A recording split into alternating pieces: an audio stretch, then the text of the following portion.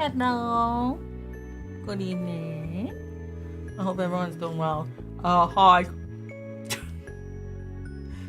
Surprise to everyone, including myself. I'm very sleepy, so this stream probably won't be too long, but we'll get some work done. We'll do some chatting. Hi Linky, how you doing? I think as I said, well, I guess YouTube didn't get the Twitch email. Yeah, basically, I was on a train, 2 trains yesterday for 10 hours. Am I being scolded for streaming? No, I'm not. Okay, I haven't been found out yet.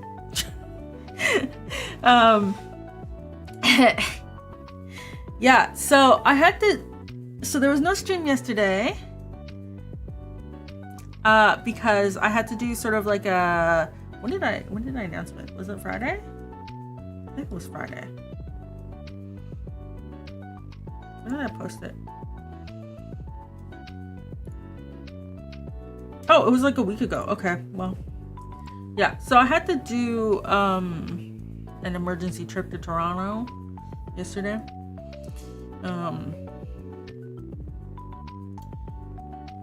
So there was no stream yesterday. It's the only day I could go. I woke up at 3 a.m. I took the 4:30 a.m. train. Got to Toronto at 9 a.m.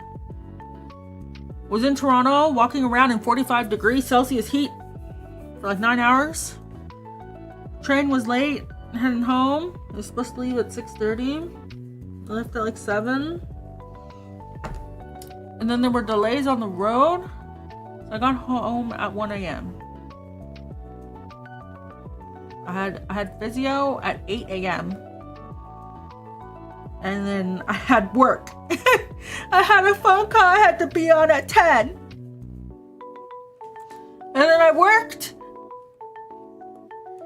And I slept when I could today. You're doing good? That's good. Your PC broke again. Oh God.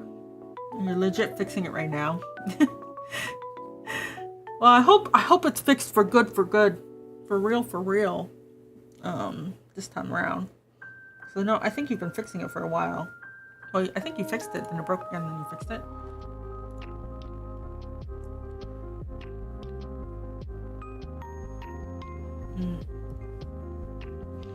So yeah, I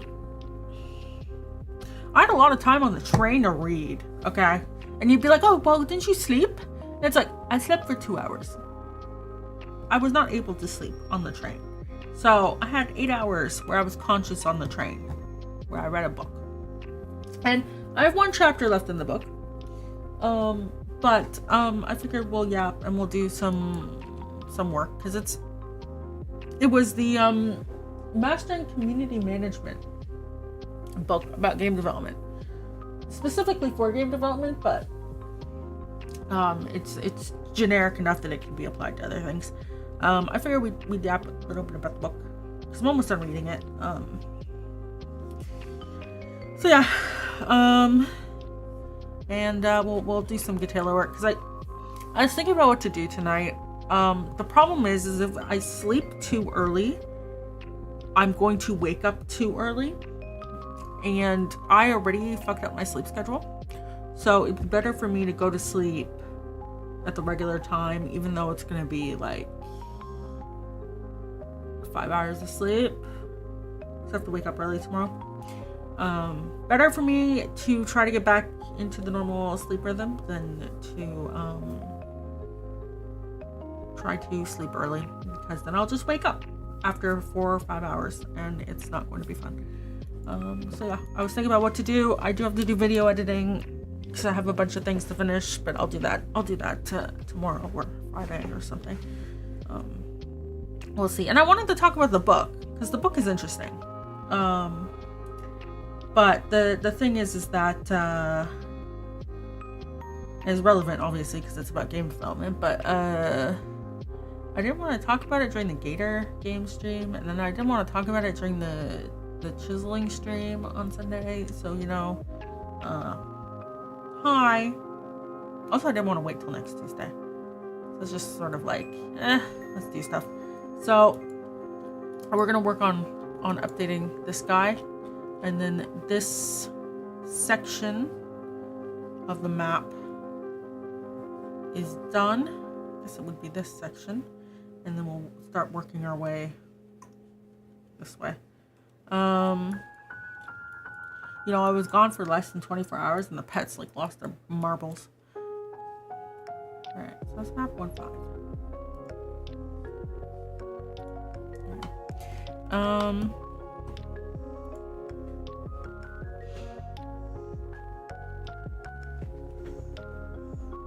Why is my dog crying? Okay, so let me get this open, and I can yap while we replace the cliffs, because we have to swap these cliffs for the new ones. So let's start by, I guess we'll just hide everything.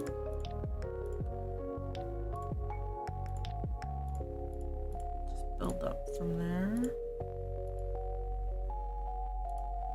Okay. Hi Moisty, how you doing? I can get rid of this. Like, yes. Alright, we're gonna work our way up. So, where's what I'm looking for? Here we go.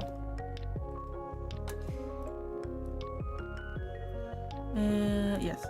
So, yeah, yesterday was rough. Would not recommend taking the first and last trains. Free will exists, but free will does exist. It was very interesting to do a day trip like that. I know I was talking to my coworkers and they were like, "Oh, well, you should like take a sick day. You should do this. You should do that." I want my 1 week off. Okay, I was planning to go visit in a couple weeks on a weekend, but I want a week off from work. I don't want to move my vacation that I got approved. So I just sort of, especially at the last minute,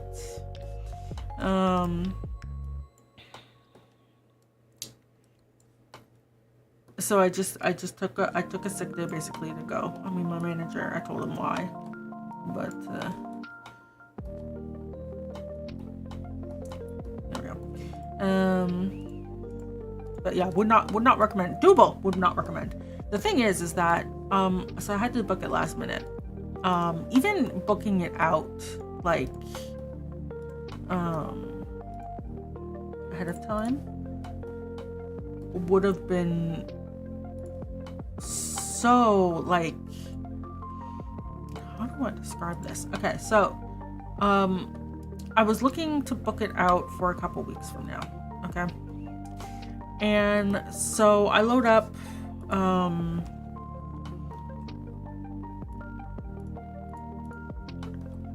I load up the flights and stuff, because like it's an hour flight. Well, it's 30 minutes in the air, but it's like, you know, boarding, off boarding. It's an hour flight. So like it's not that bad for travel, and you know, I could stay longer. We wouldn't have to rush around and stuff like that. But it was $1,000 round trip.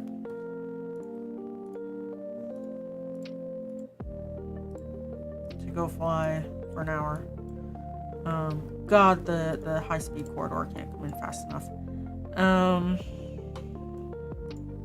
So the train was, I took business on the way back because it was going to be over dinner and I didn't want to rush around trying to get food. So I took business because it was like a small upcharge and you get like free food and drinks. So I was like, okay, cool.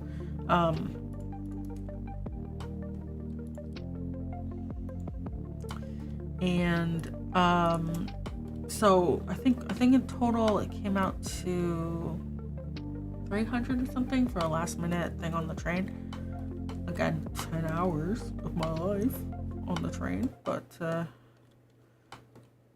it is what it is. The Via Rail has these new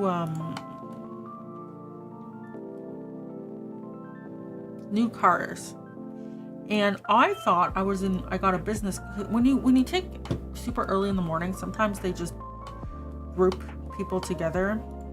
So there's been cases of where like you get the business car, even though you didn't pay for business. So I thought, oh, I know that they got new cars, but like, maybe is this business, right? Because it looked kind of like business, but it wasn't. It wasn't business. It's a new car. New cars are very nice. They're very clean. The problem with the older cars when I took Via was that they would because they used fabric. You know all those low pile like fabrics that they would use on the chairs and stuff. It holds like mold, and it's super hard to clean, and you would just go into the car and it would feel like dirty, right? And I have allergies, and stuff like that, and so it was never great going down. I always had like a slight allergic reaction.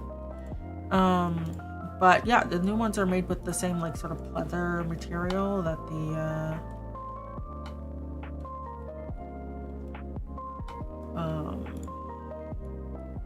the business class is made from.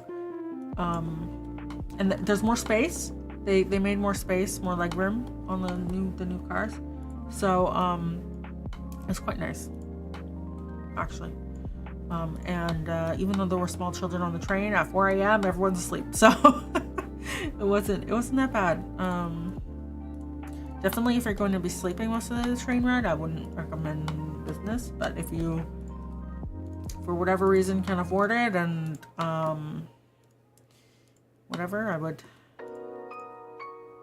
And you want a meal because it lines up with your travel time. It's less hassle. The meal was good too, by the way.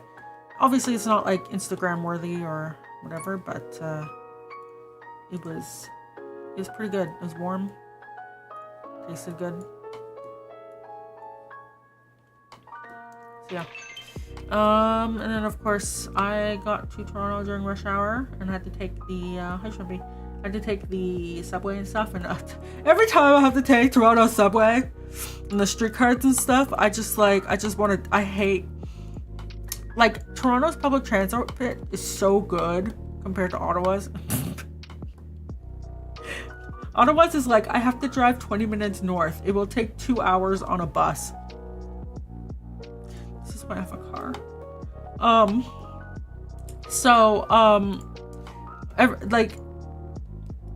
But it's just there's so many people. Toronto's problem is there's so many people. It's like, it's good, right? I do like their transit, but there's just so many people. The worst thing is when the pay machines fail, and you're just kind of standing there and you're like, and people give you dirty looks, and it's like, I can't pay though.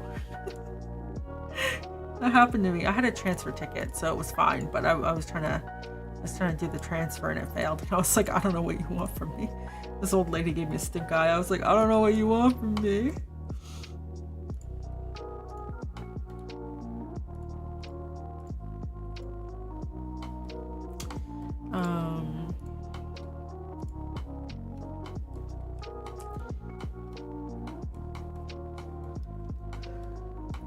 So yeah, and then, it was 45 degrees. At some point it stopped feeling hot. But like the dehydration was real. We had water bottles, but it was still like, it was rough. Oh! Thanks, Sharpie. The sound didn't go off. Did you hear a sound? I didn't hear a sound.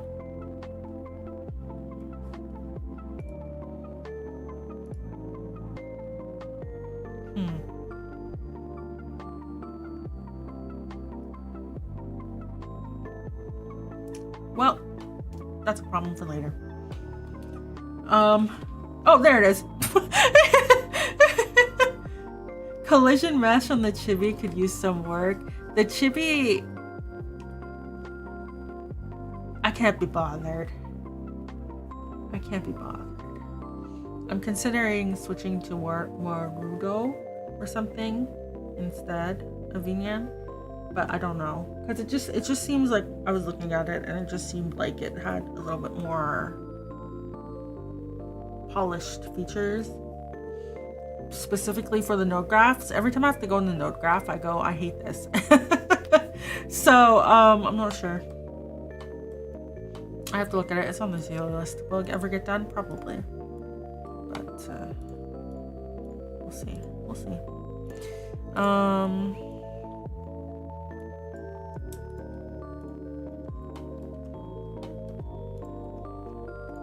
But yeah, everything has to be scaled differently for the chibi's head, and it's a lot of work. Hi, Henry. Henry was so excited I came back last night. He would not sleep with my sister. She's a little sad. She's like, he doesn't want to cuddle with me. He just sits on your bed. I was like, the cat knows who feeds it.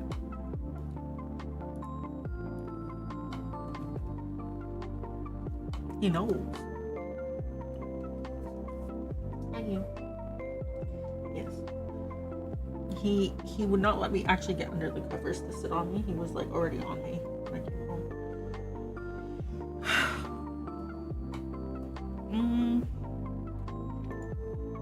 Yeah, and then I ate a lot of food in Toronto.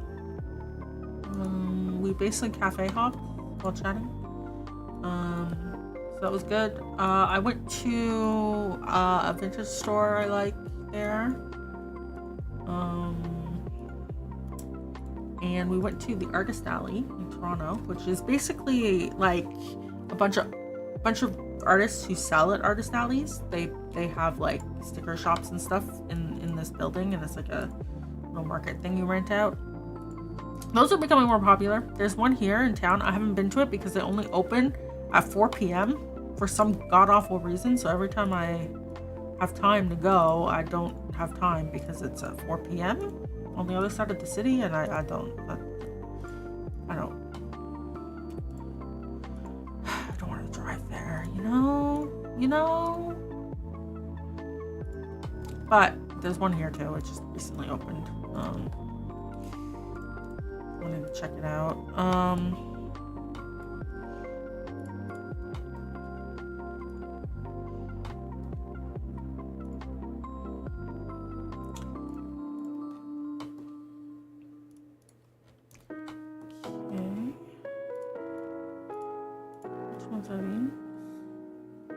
Oh, okay. I'll just leave that be for now.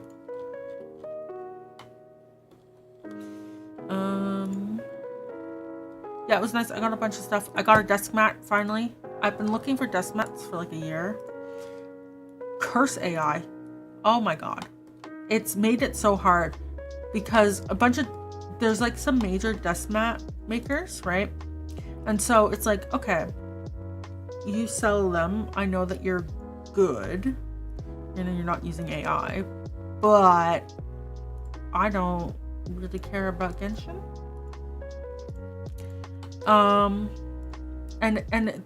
They'll just like, there's like some really generic stuff, right? And it's like, that's fine, right? Moonbeams and things like that. But,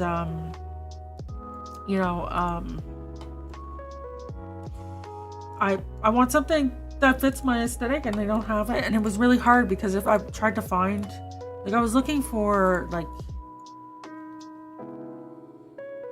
a greenish bluish color and like florals maybe. I don't know. I got a capybara one. I'll post it when I'm done cleaning my desk and like setting it up. Yeah, I finally found a desk mat, so I'm pretty happy about that.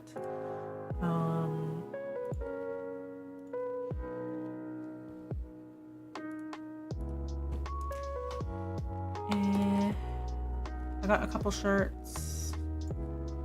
I got a couple stickers. The big problem with, like, the Artist Alley had a lot of stuff. I mean, if you were really into, like, Artist Alley, like, goods, like, if it was me younger, I would be losing my marbles, I think. Oh, and I bought a couple prints. For me, I'm not really into character goods anymore, unless it's, like, something super specific. So I was looking for, like, people's, like, original stuff, and some people had some stuff which I bought,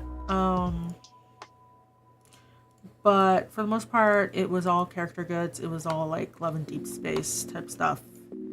Like, a lot of people had the exact same stuff, which, I mean, that makes sense, it's convention. So I did not buy as much as I was planning. The other thing too is, like, the cost, because I make stickers, right? Paguya, I mentioned I make stickers and sell them. You can buy some if you want. So when I was figuring out how to price things for Paguya, I decided to go based off of the size of the sticker. Okay, so I took the maximum width and height of the sticker, and I said, okay, this sheet of paper, let's say it costs $1. The sticker takes up 10% of the paper. It's gonna be 10 cents to produce the sticker on paper cost, right?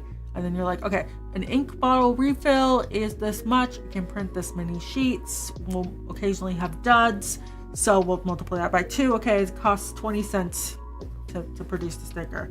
All right, I had to do the design, right? And I had to do the cutting machine, and I had to do that. So, like, base labor per sticker, let's say that's, you know, whatever. So we get like $1 for base labor and costs and stuff, right? I'm being very easy numbers here. You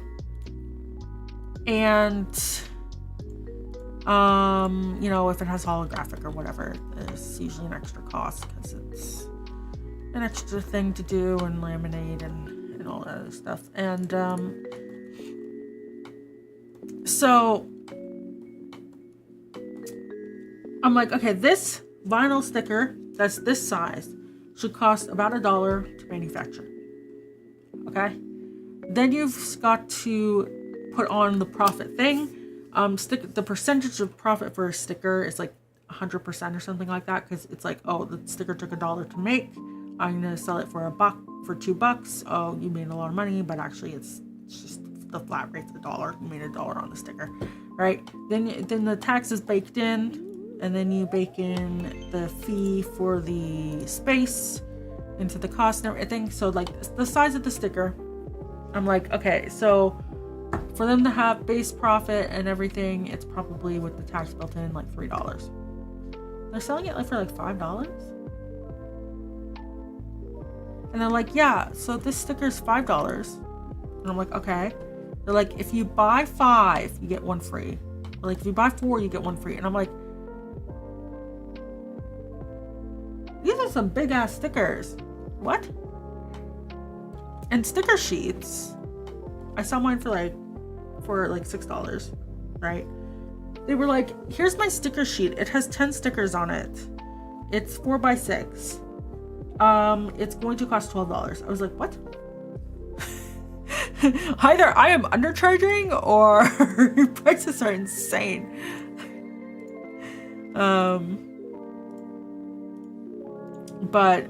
Yeah, the prices were kind of ridiculous in my opinion, so I didn't buy too many. I wanted to buy more, but at the point where I'm buying a desk mat and 2 shirts and a couple prints,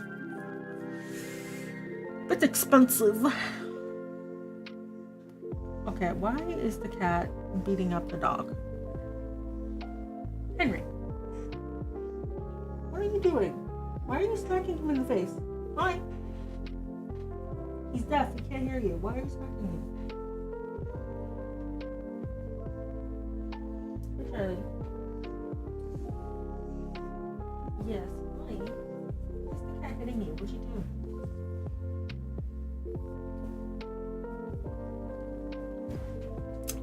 So although it was like, and everyone in the building were all kind of selling their stickers of the same size at the same price. So yeah, I think there were only a couple people selling it for like $3, and I was like, oh, you're reasonable, I'll buy your stuff. So yeah, there was that too. Everything was kind of sold for the same price. But I got some stuff. It's cute. I'm gonna start scrapbooking soon-ish. My grandfather showed me his scrapbook when I visited him in December, and he opened it up, and you know, the thing is that, like, so I don't have a great memory. It's not immediately obvious. I did have a great memory. And so I rely on taking photos. Like, sometimes just taking the photo of food we ate makes me remember the day. So I'm always taking photos of stuff when I go out with people, what we're eating. Because not everyone likes their photo being taken, but no one's gonna chastise me for taking a photo of food. So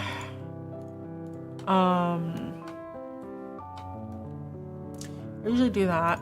And yeah, I just have like tons and tons of photos, but like I never look at them because they aren't in a format that's easy to look at them. And when my grandfather was talking about just like, he showed me like a trip he took with his wife, and you know, reminiscing because of reasons. And it was amazing how much came back to him while he was doing that. Watching him, like he went from, oh, there's not many stories I can tell, to like telling me, like, yapping for hours. So I'm like, oh, okay, that might be a good idea to get the pictures off my phone, and you know, put some stickers there and like some notes and stuff, because I'm gonna forget. Maybe it'll come back to me while I do it, you know, type of thing. So I got all that stuff. I just have to, well, I have to deal with some stuff, and then I can have more time to do it.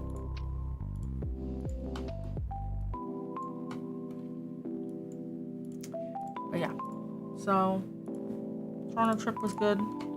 It was long, it was hard, it was, yeah. The funniest thing was, so I'm on business class and I'm heading back, and they give you free wine and stuff. So as the attendant is coming down the aisle, right, she's asking everyone, what do you want to drink? And I said water. And she's like, a sparkling or still? And I was like, still. And she was like, you know we have juice, right? And I was like, no. I said to her, oh no, I'm just dehydrated. I'll have something else later. And she was like, oh, okay. And then later I was like, do you have a Sprite? I Panzer, because I don't really drink, and I'm certainly not going to drink when it's 45 degrees out. That's how you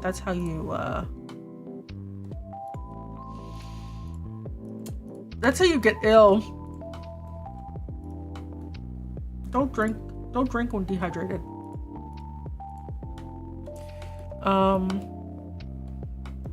But everyone else was drinking wine like crazy, and I was like, bro, are you okay? Because it's just like,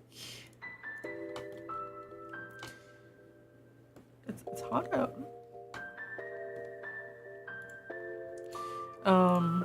I tried so hard to be not like a burden, but I remember she was giving out some snacks, okay, and they were nuts, and she's like, oh, here's some nuts, and I said, oh, I can't have them, and she had this look of panic, like allergy panic on her face, because people had already opened the packets and were eating them, and I was like, no, I have braces, and because I had to like show her, and she's like, oh, and every time she came by, because it was her job, she went to offer me like a granola bar or something like that. I was like, I can't have it, like, sorry. And she just felt so bad, because when I said like, no, that's okay, she just like, I had to ask you because it's my job and I can't offer you anything. I'm just like, it's fine. My legs did start hurting during the journey because we were delayed 2 hours. And I was like,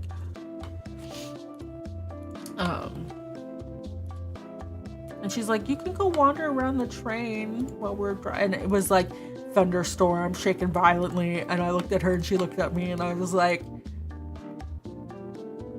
I'm just gonna suffer for 2 hours. It's okay. She was like, oh, well, like, do you need anything or anything? And she saw the compression socks and she was like, oh, I think she knew. Compression socks helped a little. I got those recently, but not as much as I'd hoped. I still did not have a fun time, but it's fine.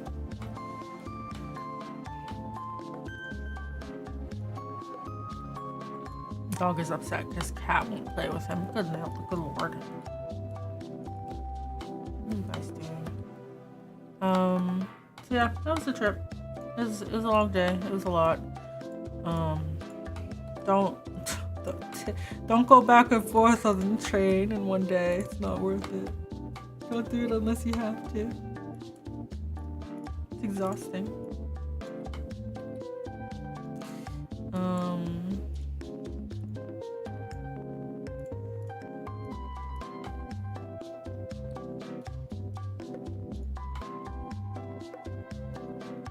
Yeah.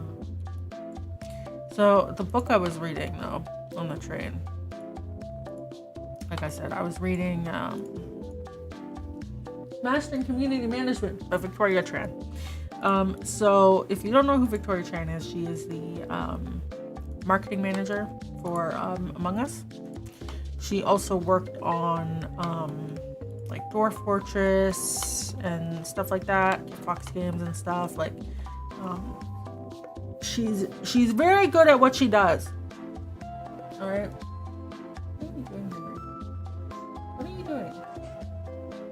Hi. Yes.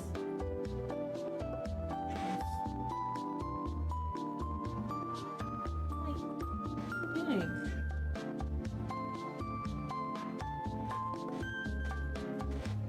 Oh, you're asleep. Why?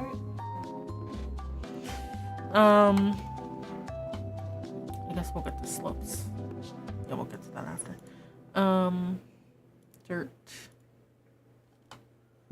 We'll get to that after. Grass overlay. That's 5. There we go. Okay. Yeah, she's very good at what she does. And I'm on her newsletter, so when she put the book out last year, I asked for it for Christmas, and I got the book, and then I got yelled at for dog earring pages, so I had to get a bookmark. And I'm almost done the book. I have 1 chapter left, and then I'm gonna go back through it and do some of the exercises. I would say, like, if you like, it's hard because when I reflect, well, okay, basically the book is, if you don't know anything about community management or marketing, specifically on the community side, and this is specifically tailored towards its game development, but it is generic enough. I'm reading it and I'm like, oh yeah, that's generic enough. Like, it's a very good starter. I feel like if this book was given to me when I started Gatela, things would have gone quite differently. But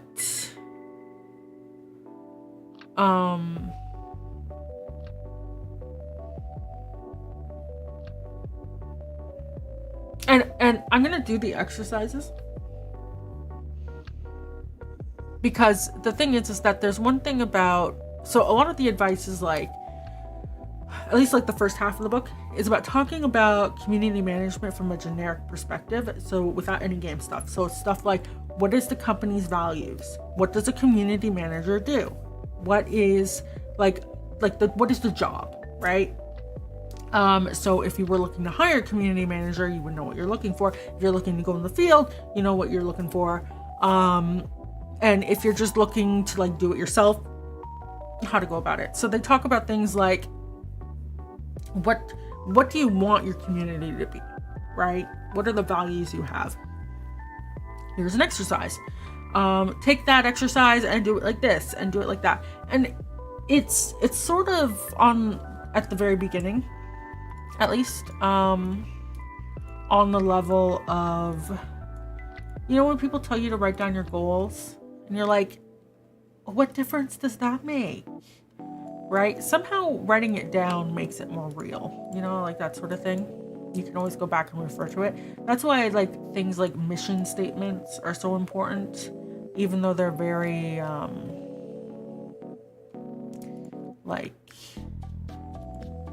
well, why would I ever need that? Like, I just want to make game. Why do I need a mission statement? It's like stuff like that. It's like, yeah, it's generic. We get it. But there is value in actually writing it down, Makes you think about it a little bit deeper, or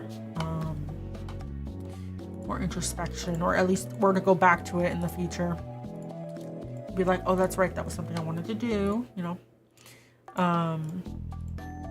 So I'm gonna do the exercises after, but they were like that. They were like on a level of like, well, pick 3 words to describe your community that you want to have. It's like, that type of thing. So that was some of the earlier exercises. Some of the later ones are like, all right, now take the exercise that we did in chapter 1 and we're going to apply it this way. You want to do an event for your community. How does the event line up with those words you picked? Type of thing. Right? And then they talk about like, things like that. So like those earlier exercises come back. So I didn't do any of the exercises, but I was reading them. And there's nothing there super surprising in the book. But I feel like it's still very useful. Because sometimes you just need people to like tell you the basics again. You get lost in the weeds. So like for example, for indie game dev,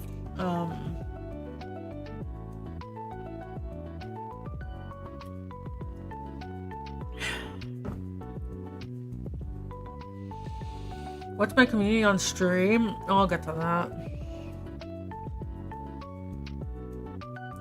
Is everyone on the server right now? Who's on the server right now? No one. No one. No, my community doesn't exist. No.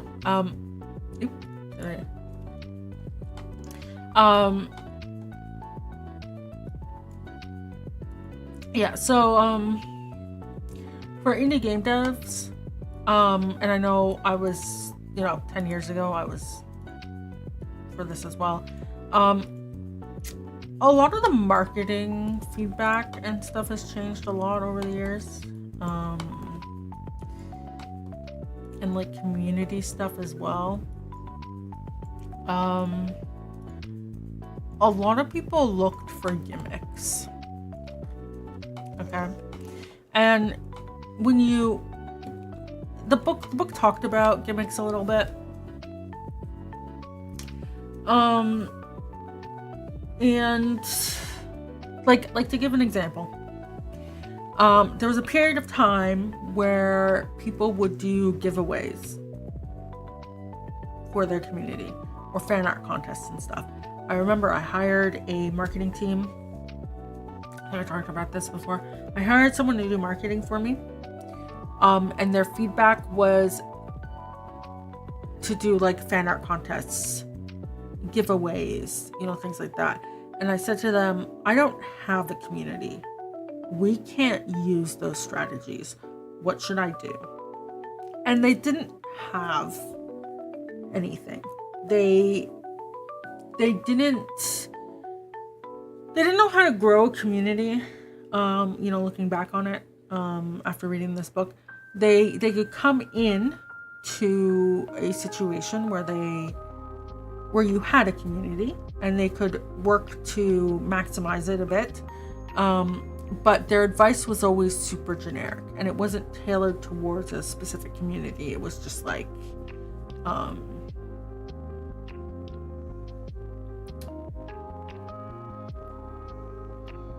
yeah, they're not a very good marketing company.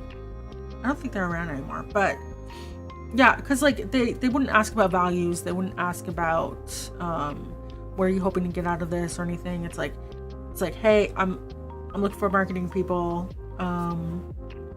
I want to get this money. Like I want to do better. Like what do you right? Like they didn't ask any questions. It's just like, okay, let's set up fan art contests and stuff. And it's like, but there's no one to enter them. So that was some feedback quite a while ago from people. They would do. People would suggest to copy what other people of the same size are doing. Right? So I don't know if people remember though. It was quite common that people would do fan art contests and no one would enter. Or people would do giveaways and no one would enter, or one person would enter. In some cases you would pop off, but not really. And so people started to look at gimmicky things a bit more. So there was like the idea of doing like art first marketing. So you sell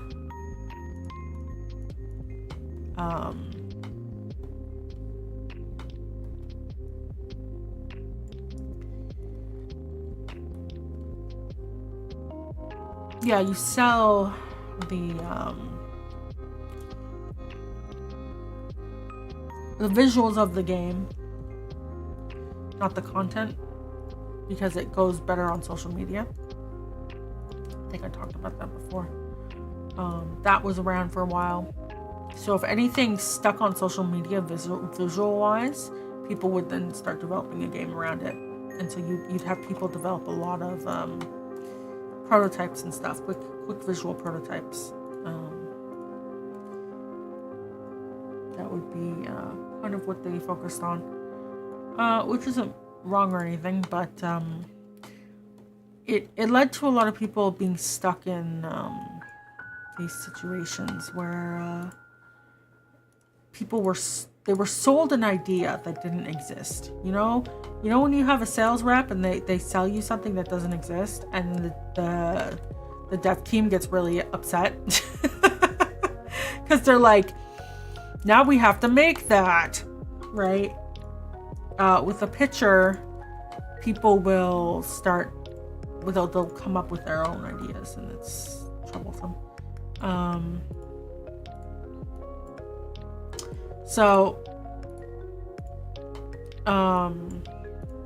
That was a strategy for a while, but there was like doing podcasts, doing YouTube videos, like there were so many gimmicks.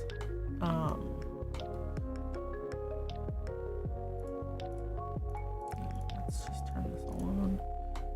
Okay, so over here we have grass overlay, move dirt, move slopes. Okay.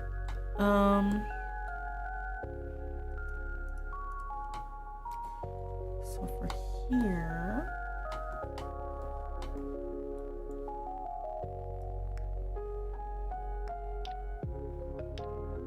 I'm just gonna do this and then erase.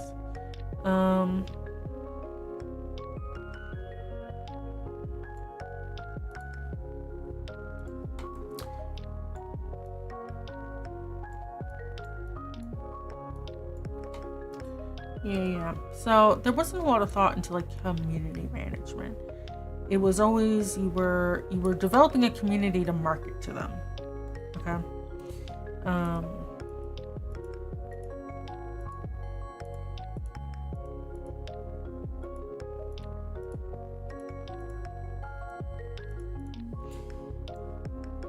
Which, I mean, you look back on it and you're like, that's foolish, but that's how it was. That's how it was for the longest time.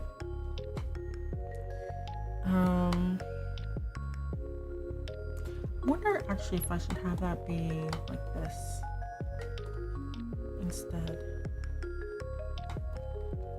Like dirt.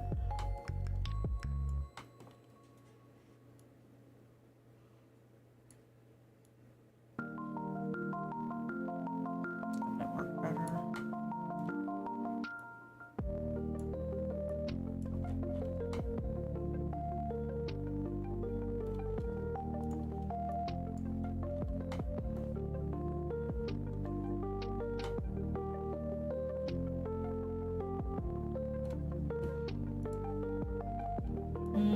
No, I used that there. I should use the. Oh, and I'll put some swatches. It's fine. Okay, we'll just. It's fine. Let's see for slopes. Let's just hide that. What slopes do we have available?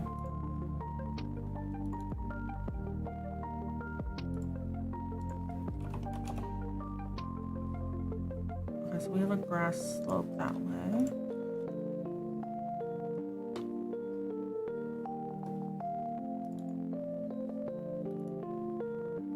So this one I can swap. I don't wanna make more than I need to. Okay. And then for the rock one, I will get rid of it, but I'll make it steps or something.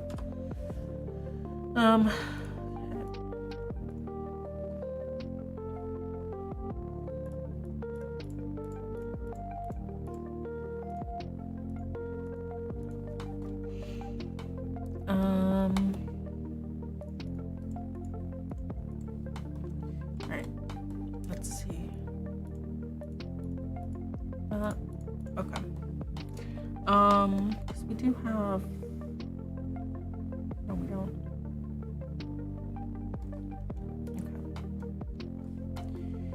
Okay. All right. Well, we'll just do what we can. So yeah. Like marketing stuff for indies for the longest time. We're just like.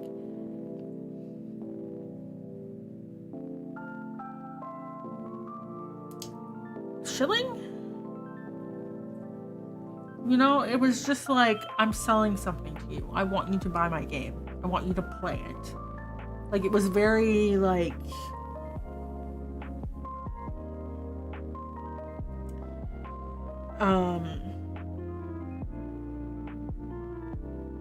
Here's a product. This is what I'm giving you. I'm giving you a product. I want you to give me money. Right?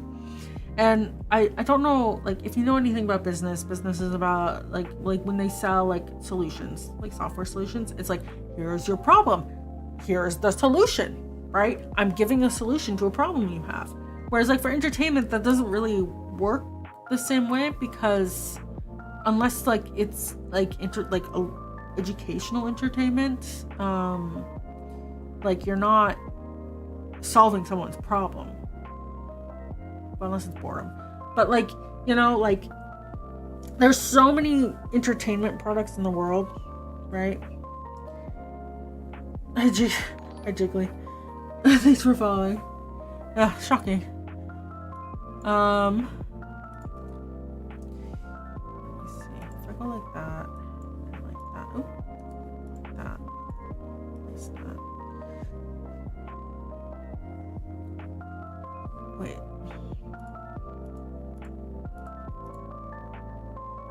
Okay, that will work fine. We'll just adjust the stuff after. There's not many. What kind of game I'm working on? I'm working on Good Tale. It's a Victorian steampunk RPG with debate battles. There's a demo on Steam. It's about 1 to 5 hours long, depending on how much time you want to spend on it.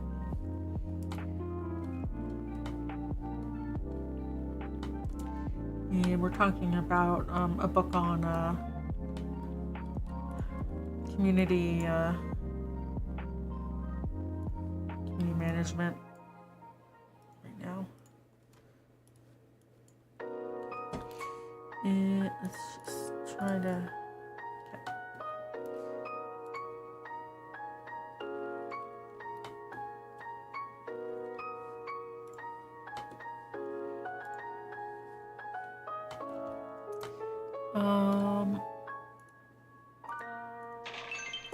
This one? Yeah.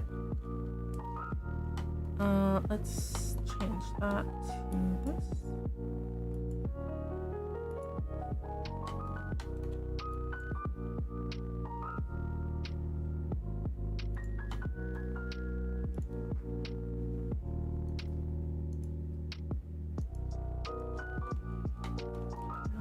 Should be fine.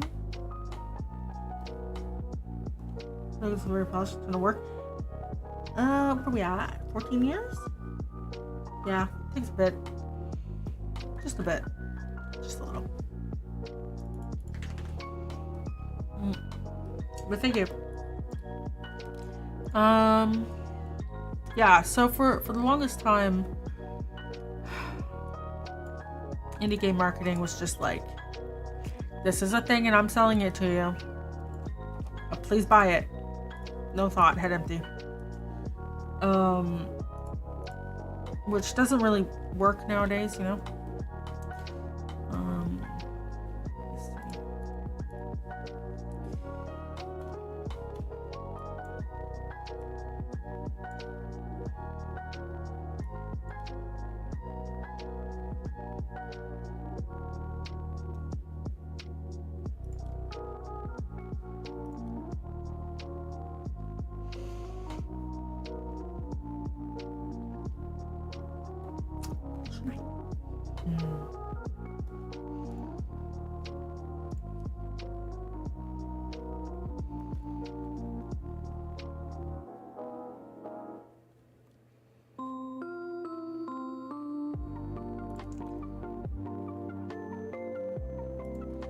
If I do that.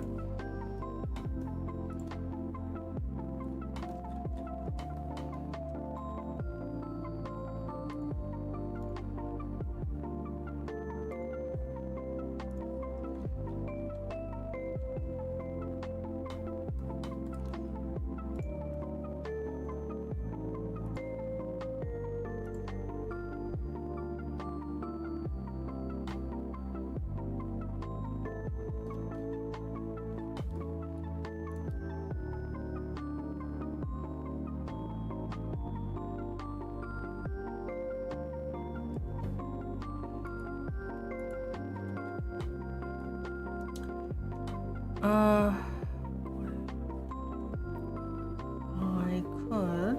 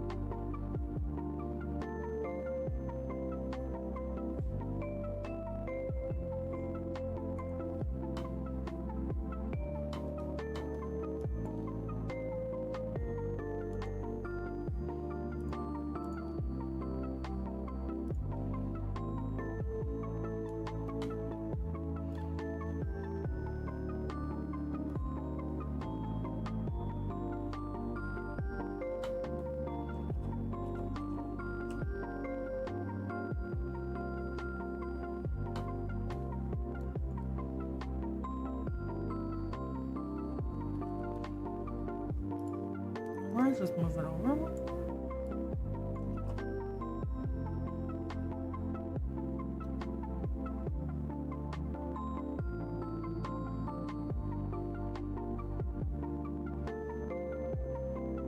Like I could just pop it there.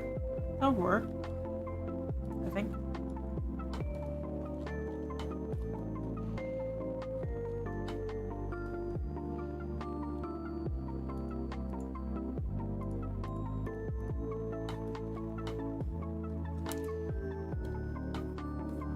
I may have to change a cutscene.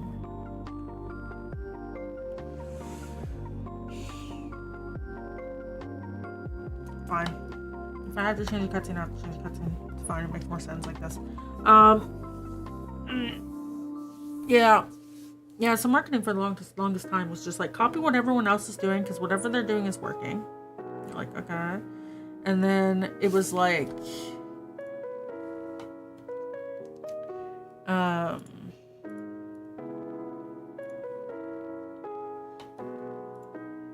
you're not like you're trying to get people to buy your stuff, right?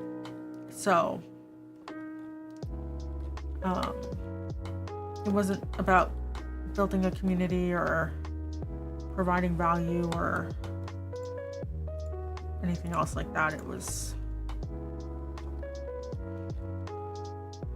I am selling you a thing and you are going to like it. You know? What on earth is going on here? Can I just put a tree there and hope for the best? Feels like it.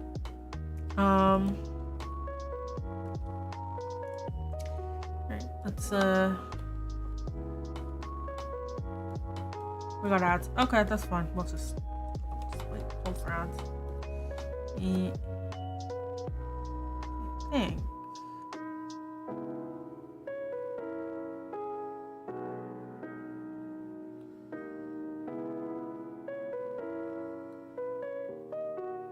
Do that.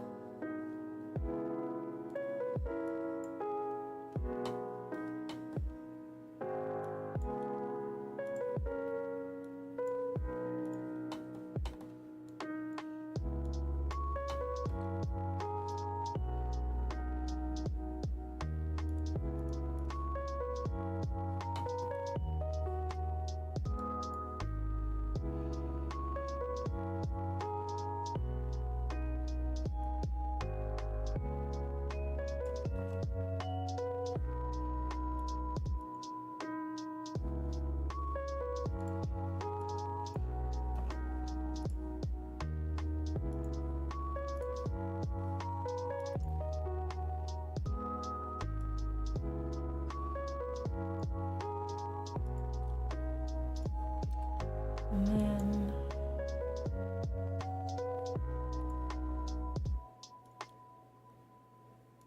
that. See.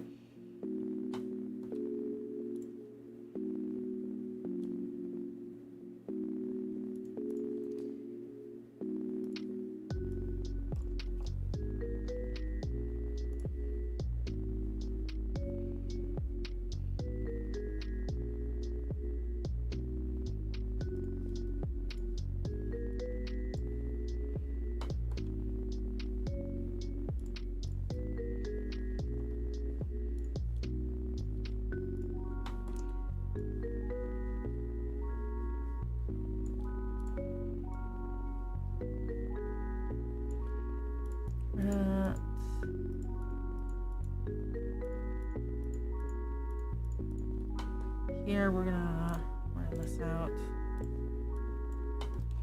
so it's fine.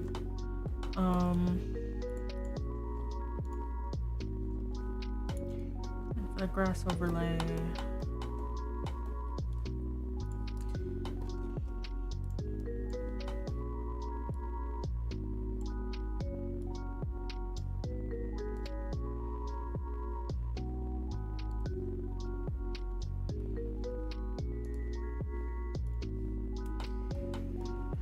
you get some stuff in here.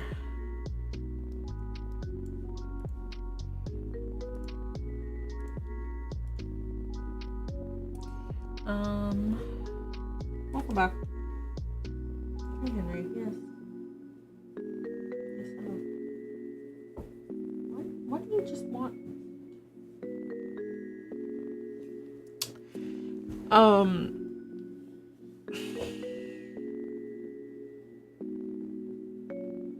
Yeah. So like for the longest time, it was very, I want to say selfish, but it was just like you weren't building a community, you were marketing, right? And or not even marketing, you were trying to sell. And game devs aren't good at selling, we're good at making things, right? We're like, here's a cool game. Here, play it. And it's like, that didn't fly for a lot of people. I think I'll end it here. So the idea of community management then started kind of being a thing, but it's like, what the heck do you do for that, right? And people were like, have contests, right? Provide free Steam keys, stuff like that. And so like I'm reading this book, right? And it's like you're providing a third space. You're providing a space for people to hang out in, or a space for people to make friends and I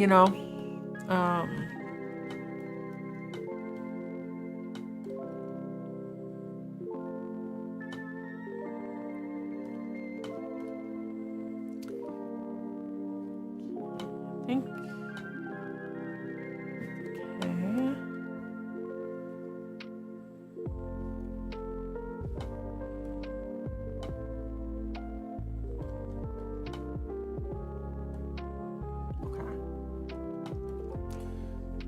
okay. Yeah. So third spaces, friends, it's not just here's the product and take it and run, And so looking back on it, it's like if someone had thrown this book at me, I probably would have appreciated it.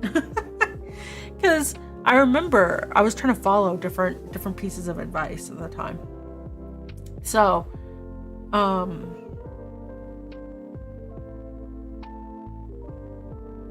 using the company I hired as an example, when they were suggesting, at least I pushed back on the contests and stuff when they were suggesting it, but it was, let's do a fan art contest. And I'm like, who is going to enter that? Right? I don't think that's a good idea. Oh, well, let's do a giveaway. For what? A Steam key? The game ain't gonna be out soon. A lot of the strategies that they were giving was like, you're gonna launch within the next 2 weeks or something, a month, type of thing. And it's like, who's gonna buy it? Who's gonna enter this? People who want free stuff. Okay, but people who want free stuff will want the free Steam key to resell, or they just hoard it. It's not necessarily ooh.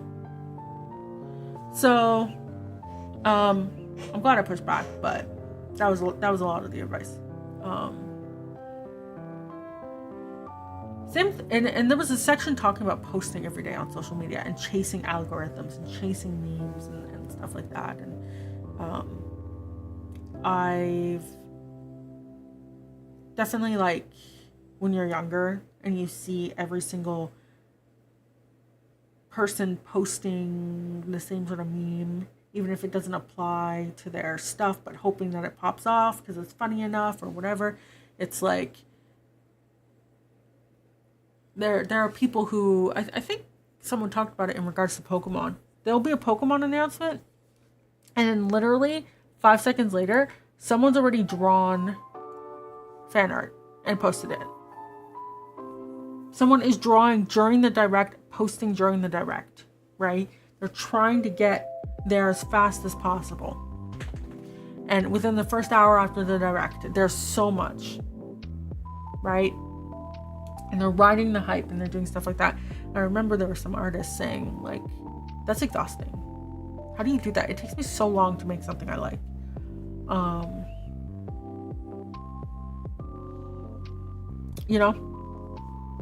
And I feel like it's a bit of the same thing here. Like they were talking about, like, don't chase everything just because it's popular. Do what makes sense. If there's a meme where you do a bunch of video editing and you don't know how to video edit, maybe it's not the meme for you.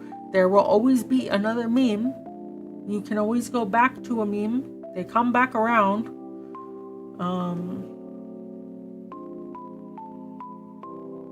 Right? And they talk about posting every day, and they're like, schedule your content. Don't post every day. It's like, they're like, yeah, posting every day makes sense when you're leading up to something, but like, it's exhausting. Schedule your stuff. Make it ahead of time. Respond to things. You know, it's very it's very generic, but at the same time,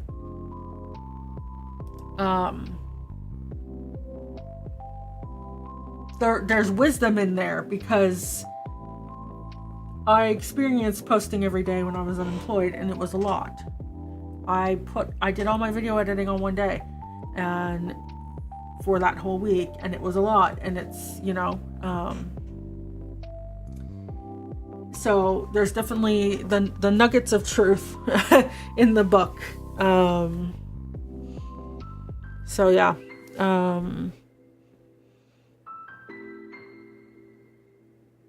nothing so far that's been particularly surprising, but again, maybe when I do the exercises and I start thinking about things more, like, you know, whatever. I think I'm going to do the exercises based off of, like, the Gatela. I'm going to do it for Paglia. I'm going to do it for the stream stuff. And just see how it goes, you know? Because there is overlap between the three of them, right? But right now I'm not putting any effort into Paglia, because, like, I don't have time. And although the shipping kerfuffles have been dealt with,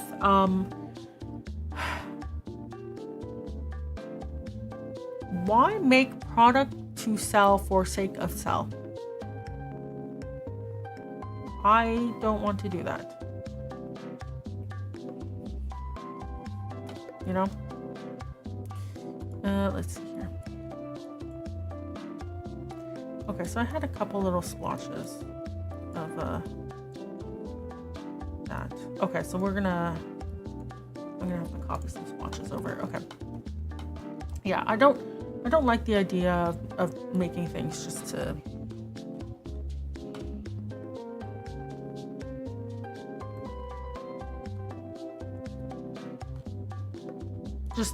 sell it. There are people who do that, right? But that's fine. But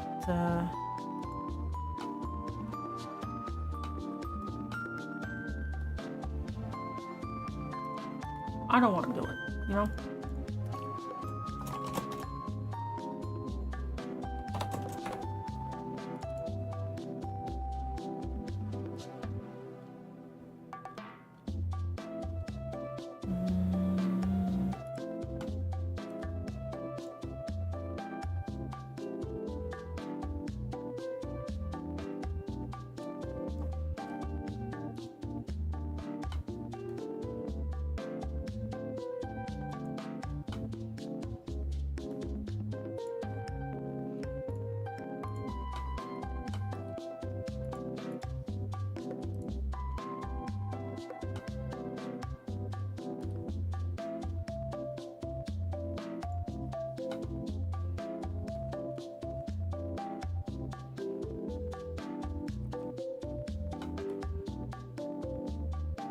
$29.28.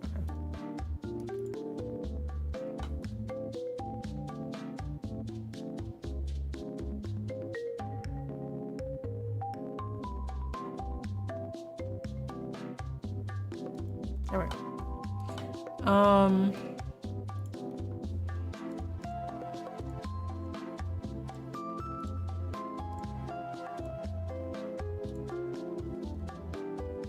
Oh, I see. It was a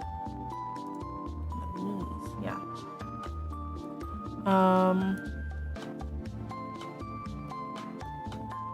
basically it for that.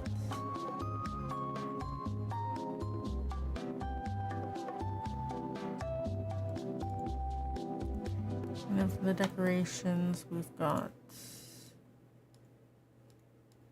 trees.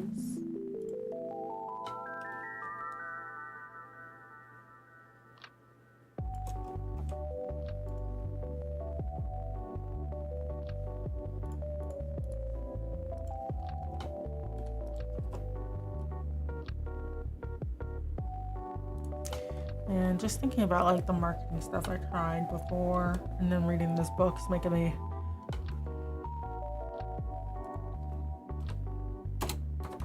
not cringe per se, but like go like, oh god, of course that didn't work.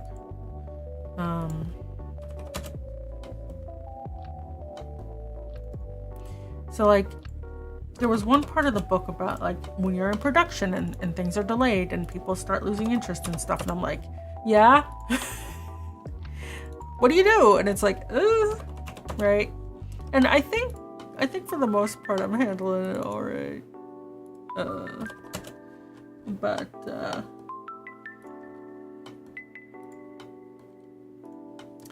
you know, with the regular updates and the streams and everything, I could be going faster, but I was on a train. You know,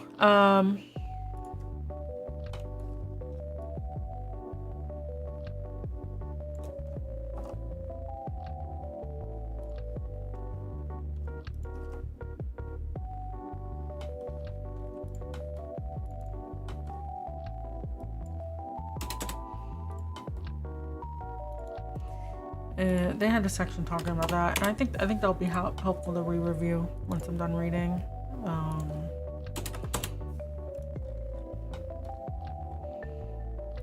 I think thinking about how do I put it?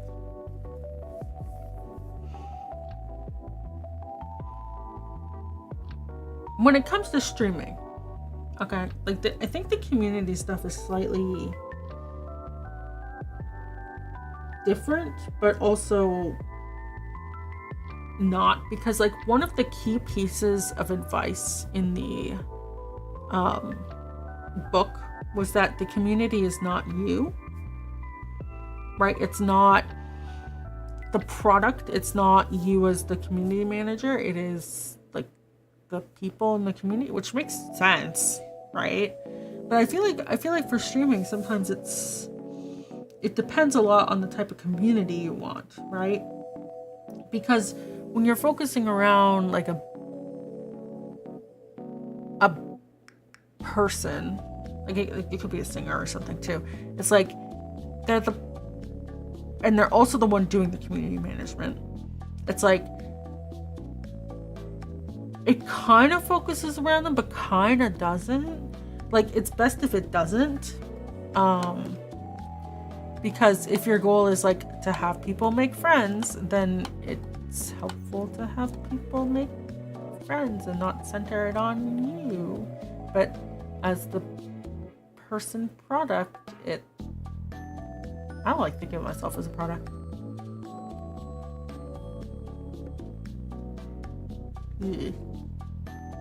It's like, oh, well, I can't have it focus on me, but like that's one of the reasons why, you know, it's hard. Ooh.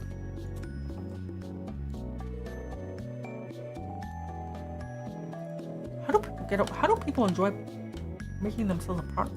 What?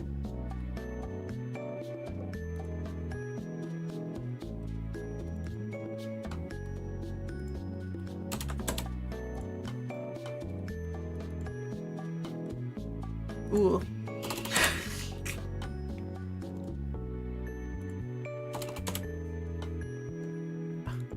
I would be so rich if I didn't have morals.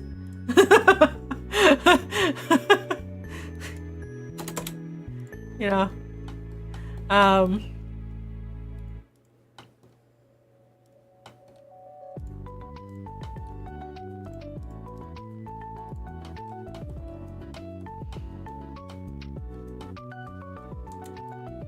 Let's see. Let's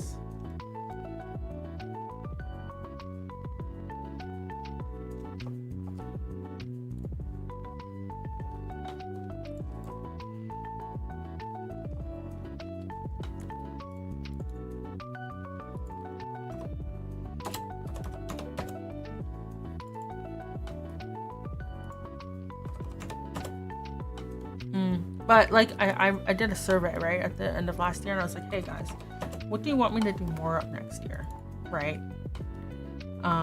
Which I will go back to once I'm done catching up on the subathon rewards.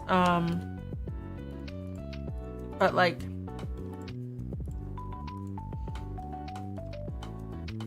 it's the idea of giving something back, I think, which the book kept centering around. I think it's like a community is not, it's a give and take. It's not a marketing vehicle, although it can be used as one, you know?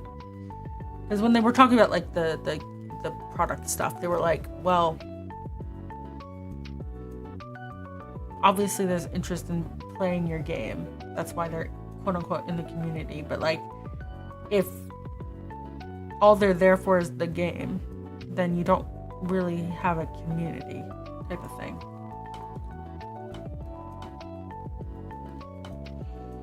Because if the game has delays, if something else comes along, if there's a whole bunch of reasons, you know, all this other stuff happens, you'll lose people in the community because they're not, it's not a community, it's a, you know, whatever. So it's interesting to read.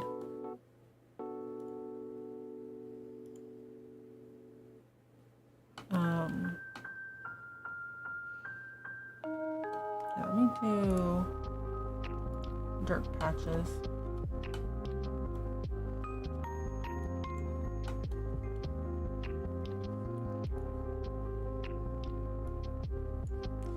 This one I think will be just this. But yeah, I don't know what will come out of it because I've got to write down words and stuff. I don't think too much will change. I think it's just more being intentional.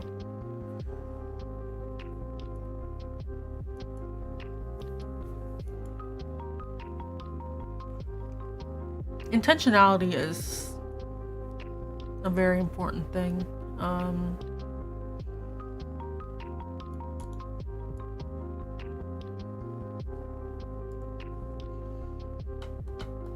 There are always happy accidents, but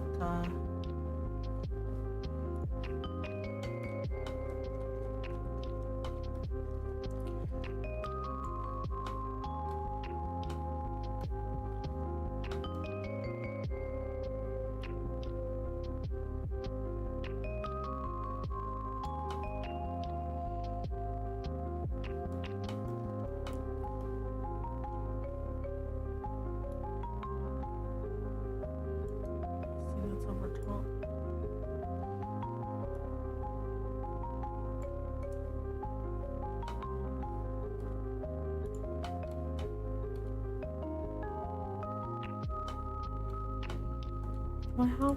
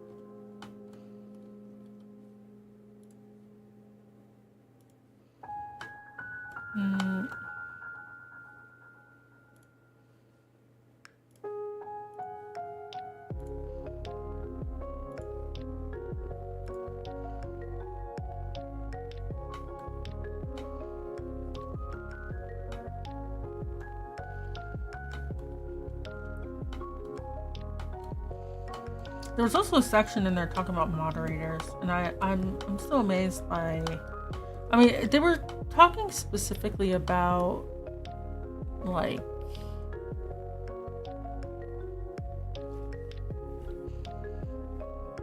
volunteer moderators and like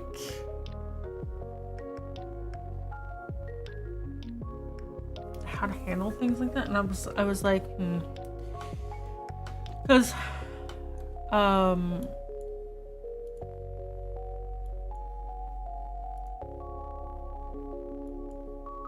there's some people have, oh, I have to word this right. I basically don't like the idea of people volunteering when I make money off the streams.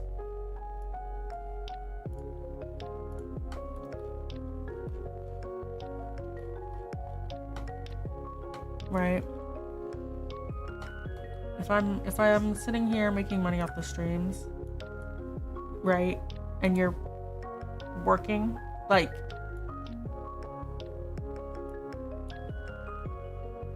you know,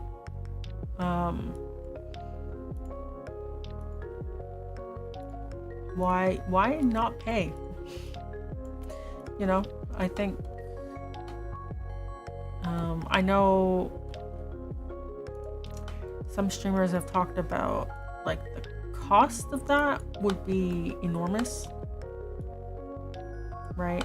They basically unsustainable to pay their moderators, and it's like,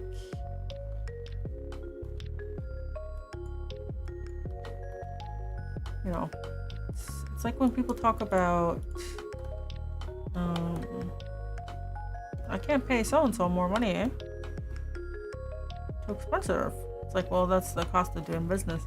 But, like, I mean, everyone's in different situations, right? You're like, why does that person who has only like 100 viewers have like 5 mods in chat and they're all paid? But you, who has like 1,000 people watching, can't pay your mod. Like, it's always different, right? You never know what's going on. Yeah, I don't like the idea of making money off the stream, and right, because it would be different if it's like a charity stream or something. It's like, yeah, we're all volunteering for this, but like a day-to-day stream, like,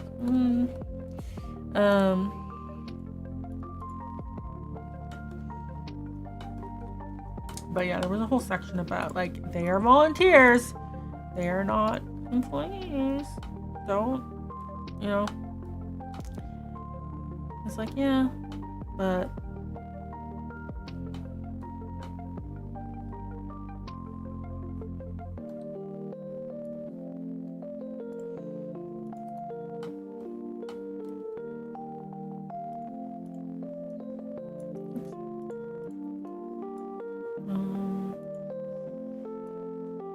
just looking for places I originally had grass.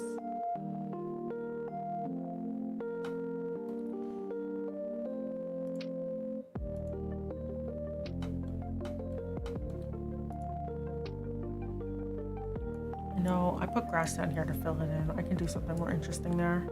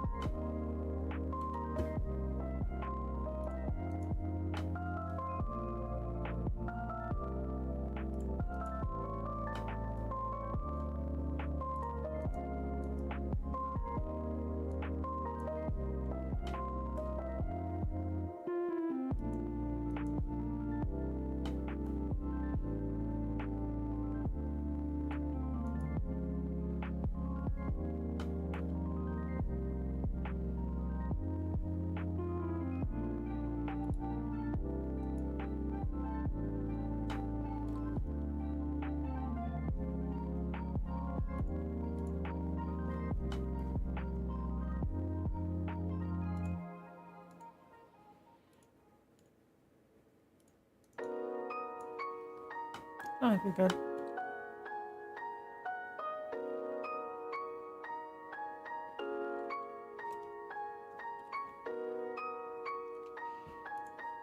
And down here, I'll do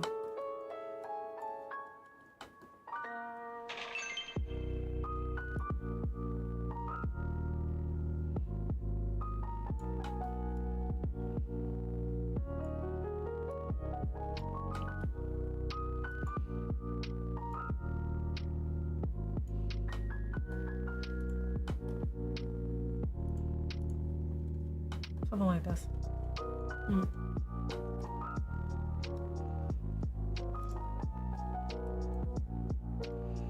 Oh, another good thing the book talked about with community stuff was that like communities are dynamic and they grow and they change and stuff like that. And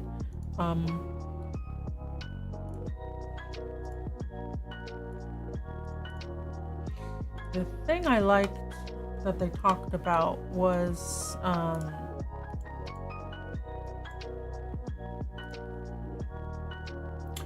not trying to force things unless it has to be. So like, for example, memes were kind of a good example, but they were like they were kind of talking like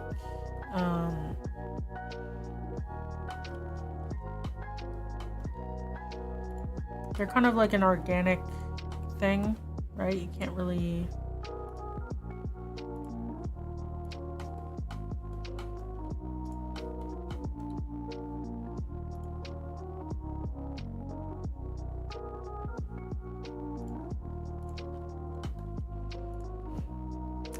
force it to happen, you know? And jokes come over time. People develop relationships over time, right? You don't get a tight-knit community in a single day. And it was talking, I think, a little bit about like I said, it's like very obvious things, but like it has to be said.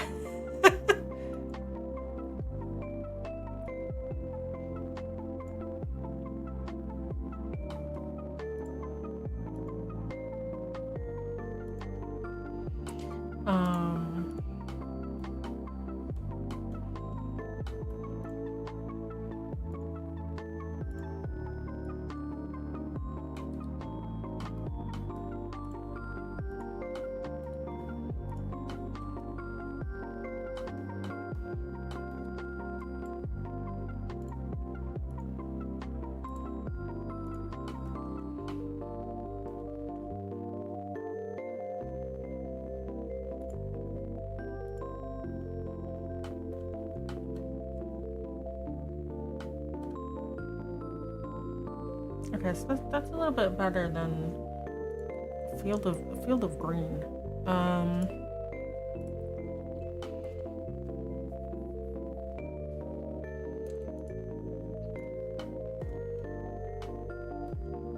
So we do have to adjust here.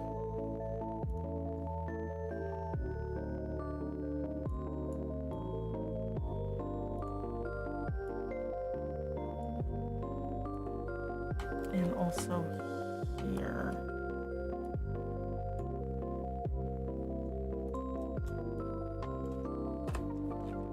Actually, a couple places, I think. Let's just one at a time.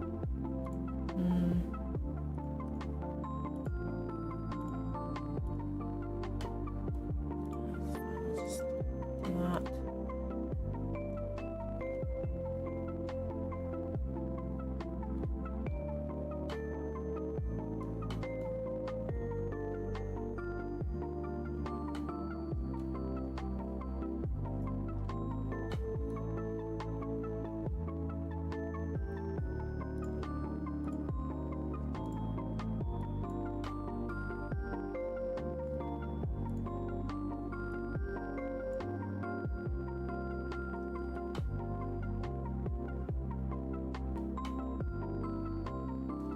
And then we're gonna go back.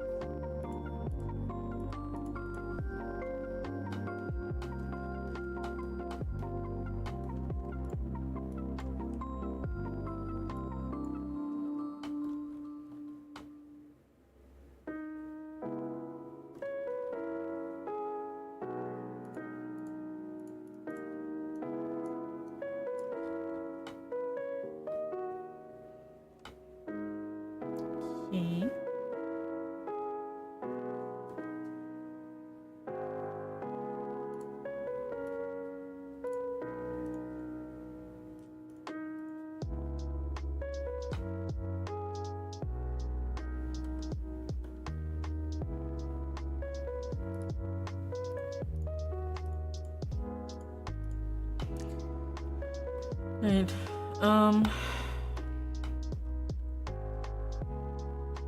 We need.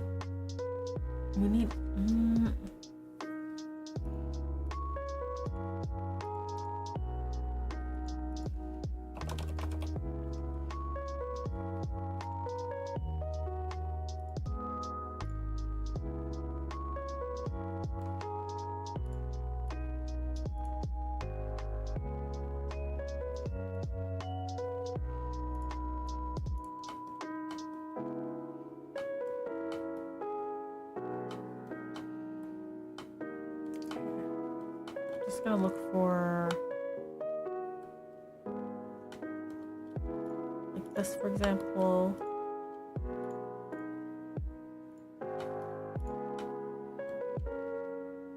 It'd be nice not to have to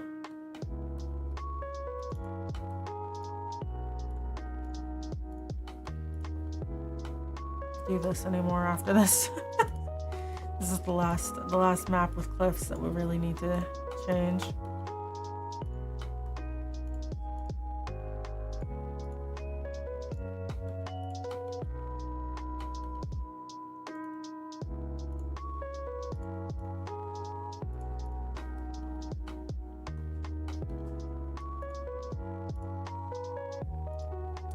I'll just put something in front of it, it's fine.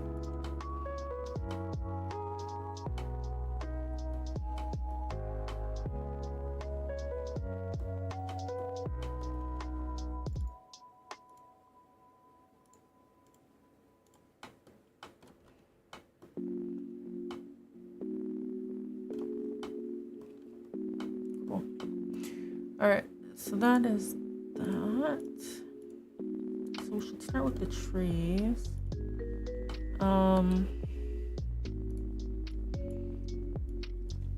I definitely hid wonkiness with pine trees.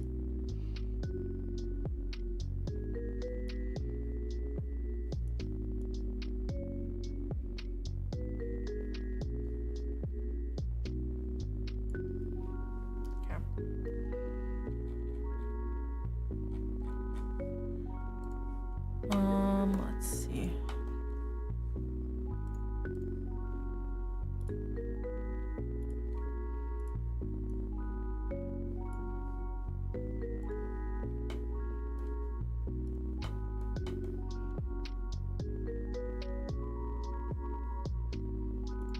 So I think we'll start with some of the bigger ones.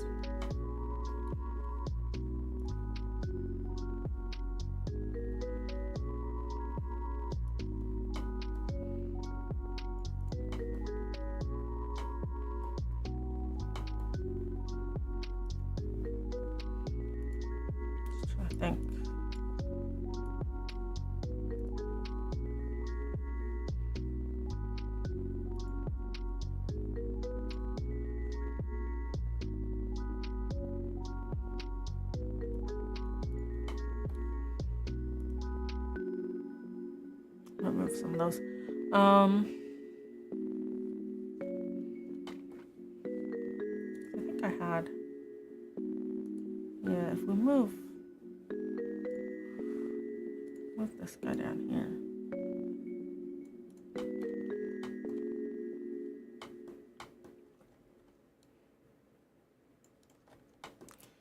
All right.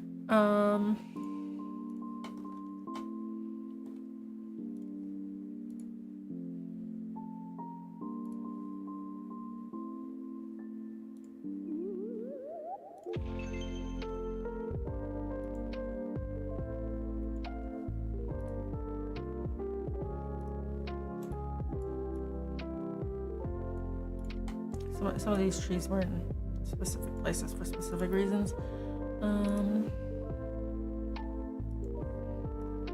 gonna have to adjust the cutscenes, I think.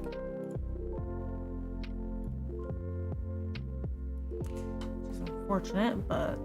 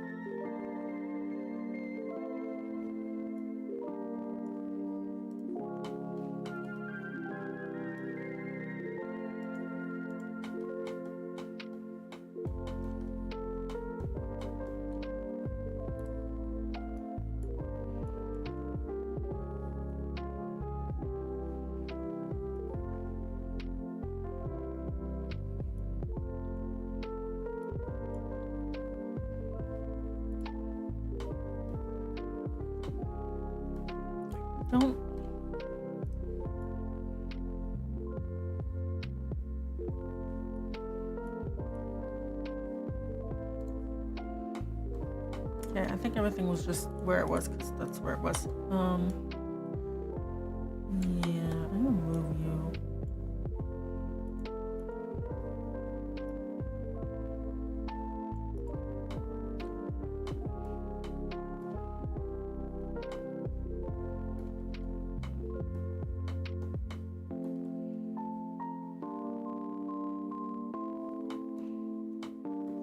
Okay, we're gonna start over here, I think, for some of these because.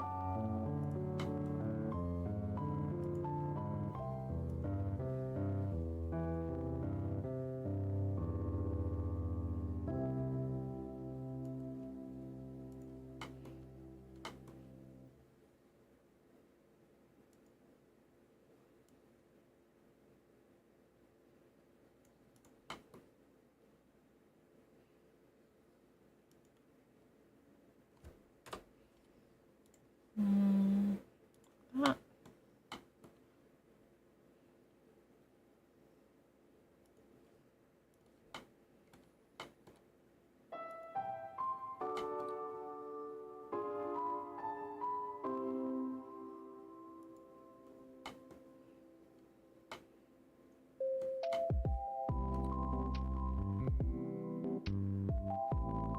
Oh, I've been putting it on the wrong layer.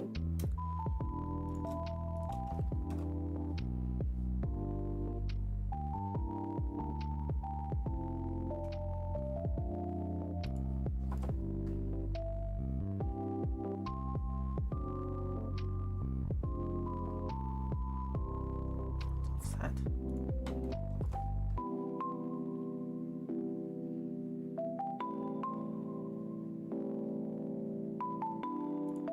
Okay. Let's see.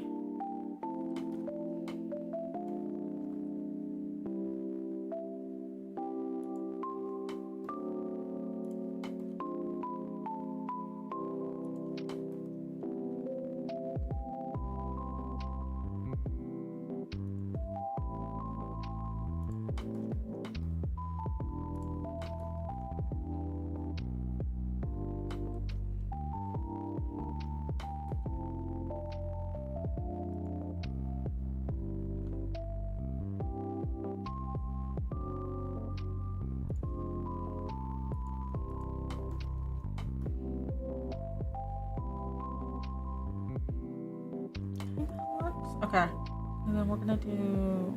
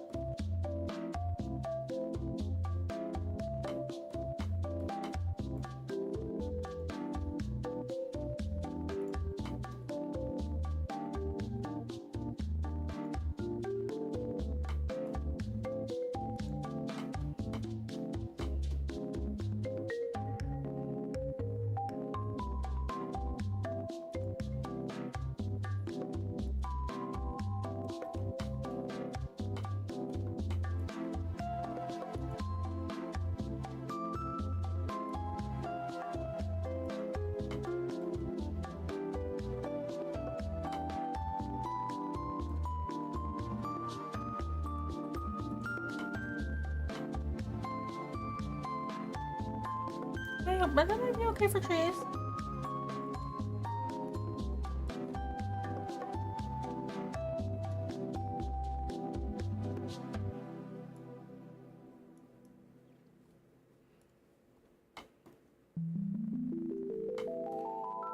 You put in a dead tree here and there.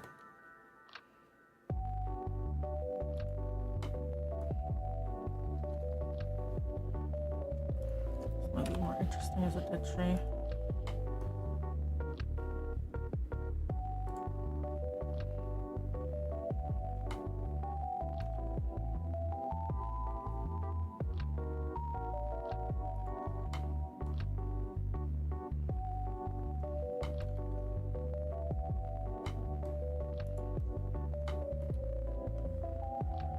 Okay.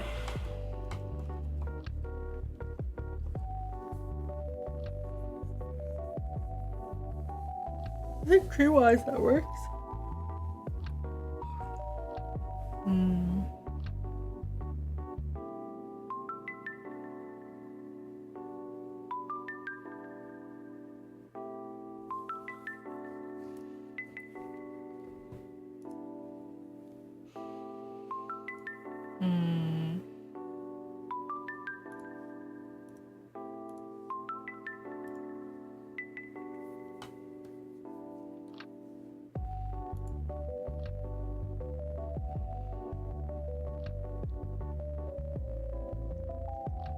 Okay, we'll do the rocks first. That one should be easy. We'll go from there. Cause actually, a second.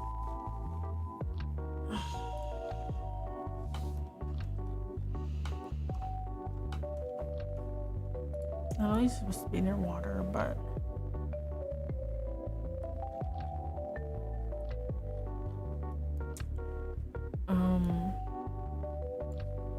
well, see, this is important that it's all yellow here. I might keep it that same flower just so it looks different. I don't know if it'll fit in though.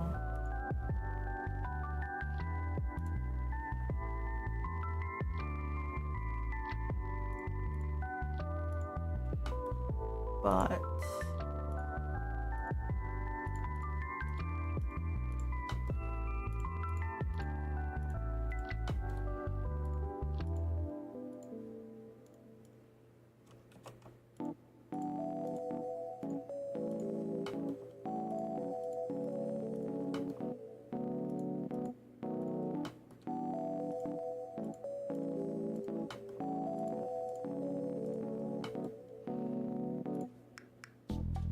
oh yeah, that won't work. Okay,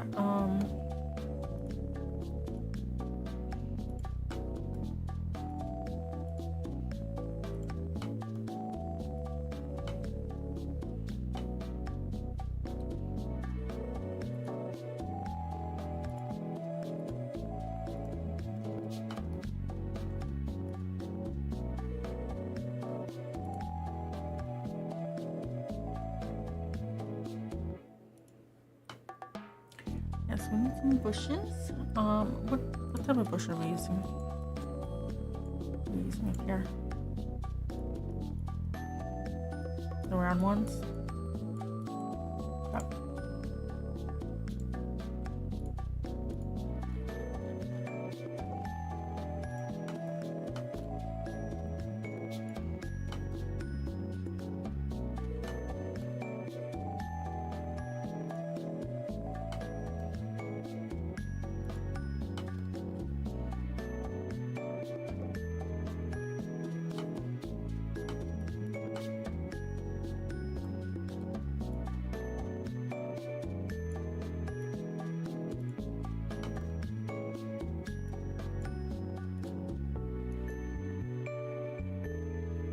Yeah, because I only had them here, but I think having them like kind of close, like, oh.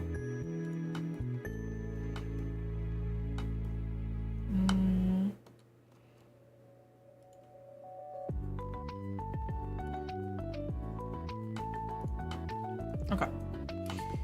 We'll do rocks. Let's see.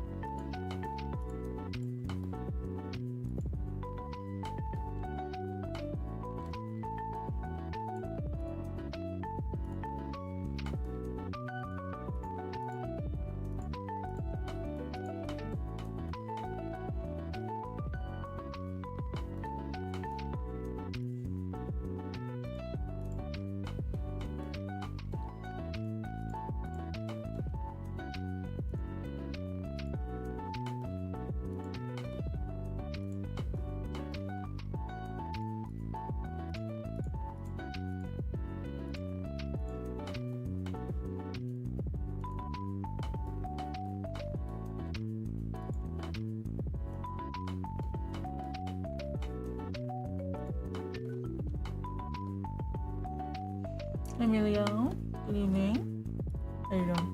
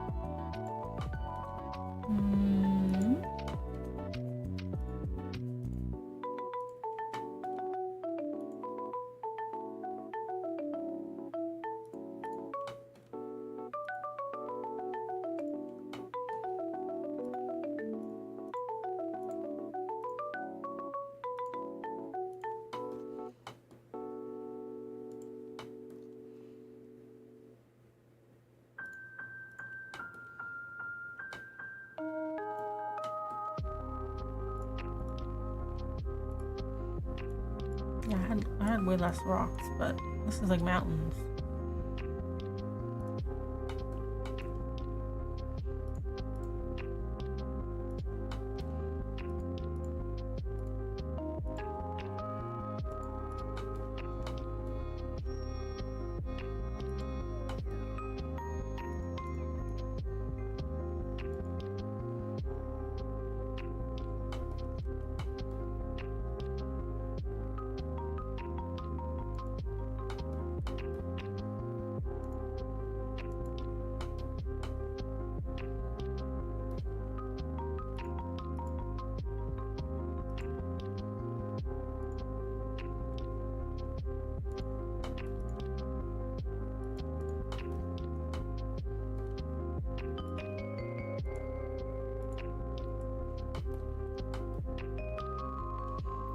That might be okay for the big rocks.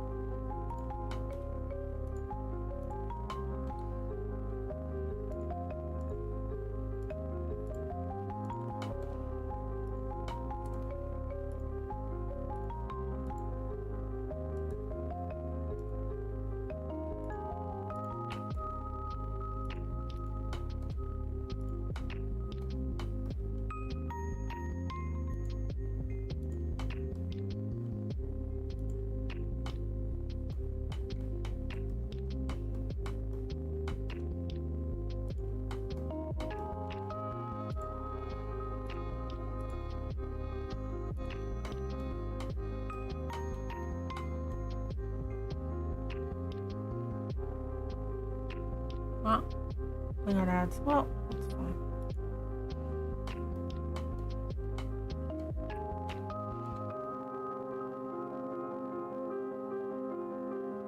I'll leave that here. Maybe we put one here.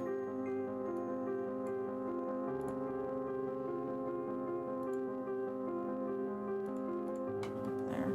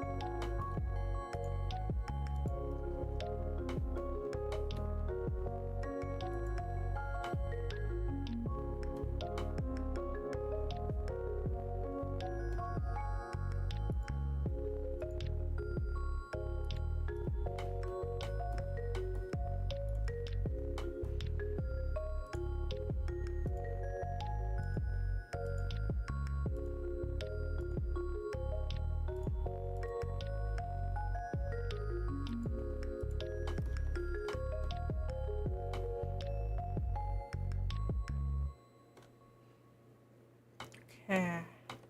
Okay. So I think the rocks are okay.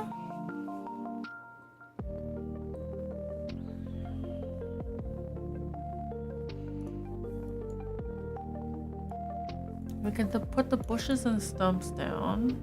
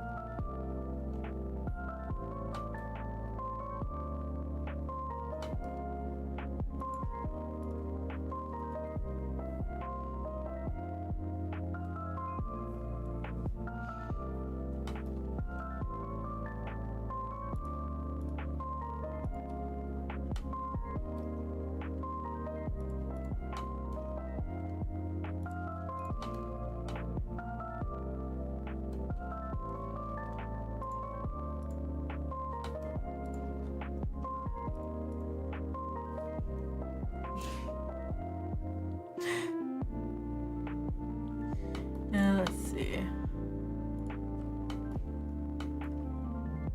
Would be okay.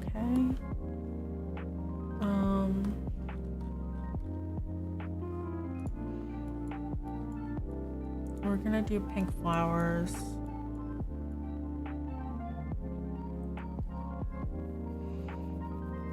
Yeah, so we have these white and pink flowers we're gonna do.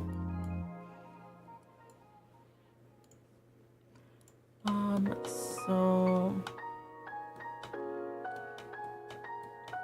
we have a couple here.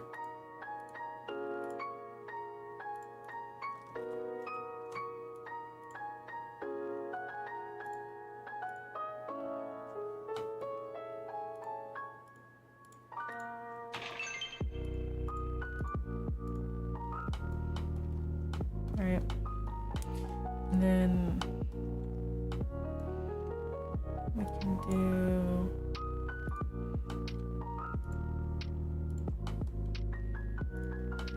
some of them down here, maybe a couple over here.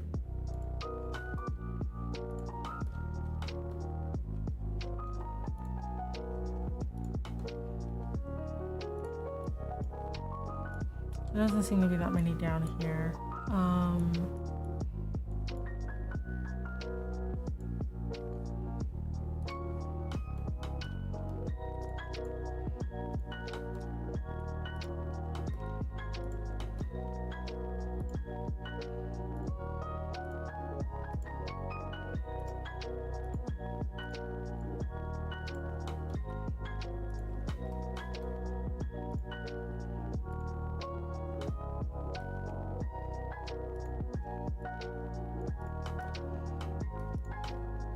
Okay, so we got some spots of pink, and then we'll do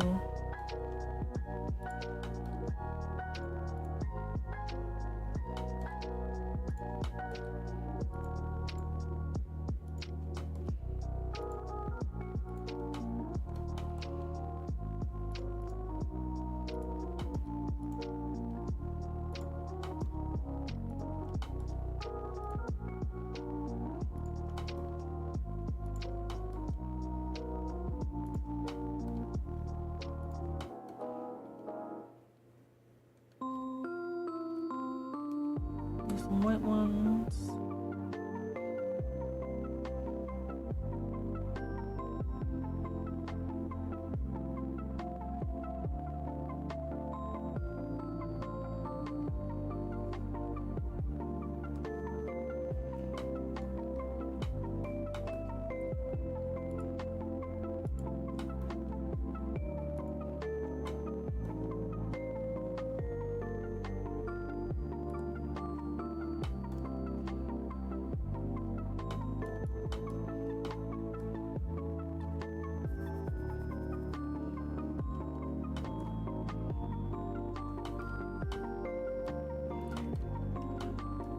Let's see.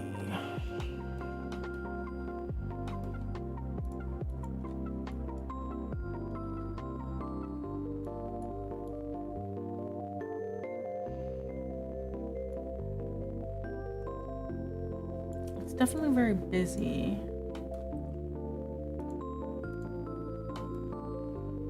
But that might be okay.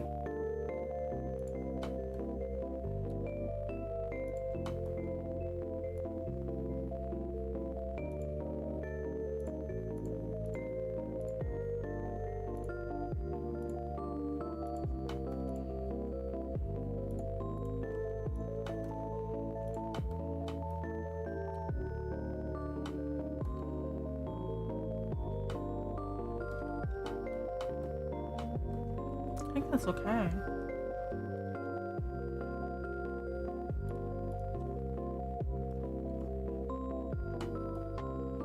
Did I put any ferns?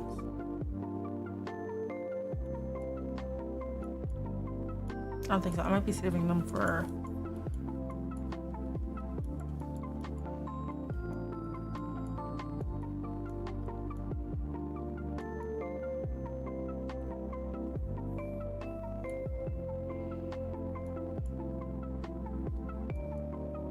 Yeah, okay. So, that's that.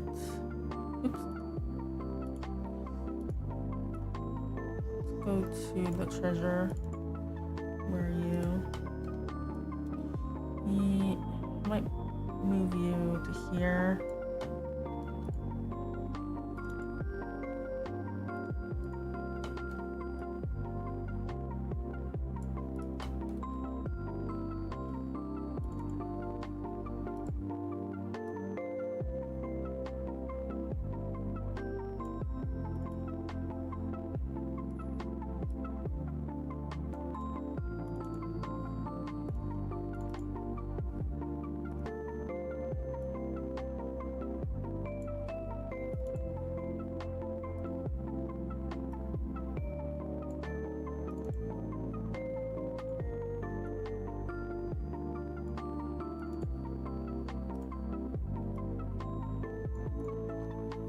And then enemies.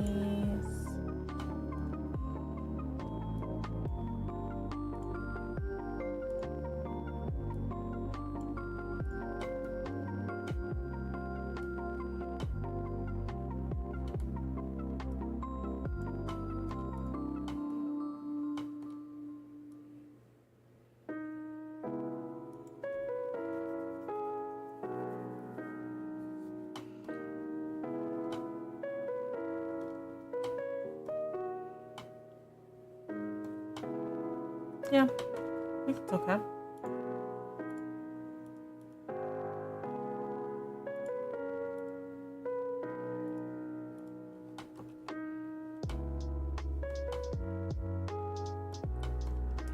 Alright, so let's spawn in.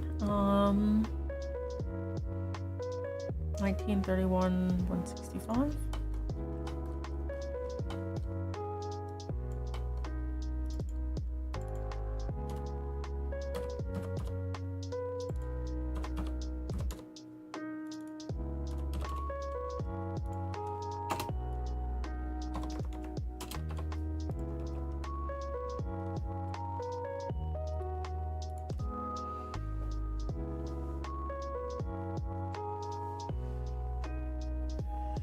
See how it looks.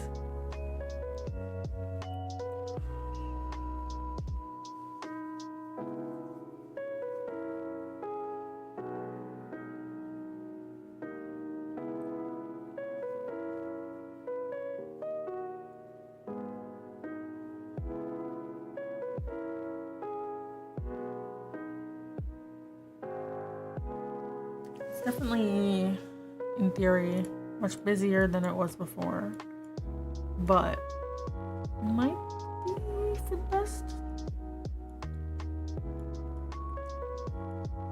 I've been trying to be very empty over here and then a bit busier in the mountains because it makes more sense, but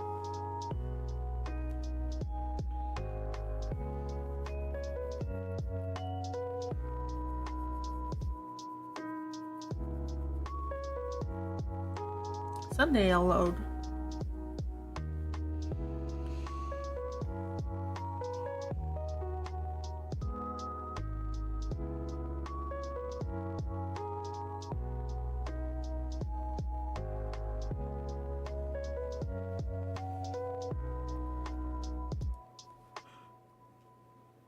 Oh, I'm getting tired now. Oh no, I have to sleep in.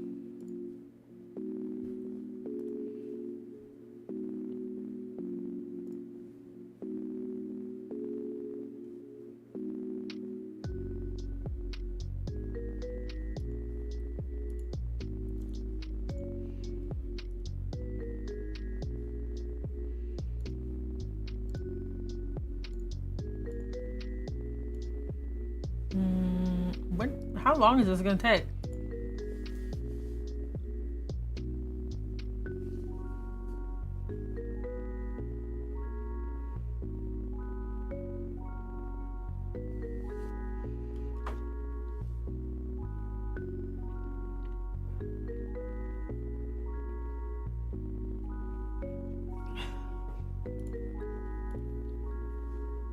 All right.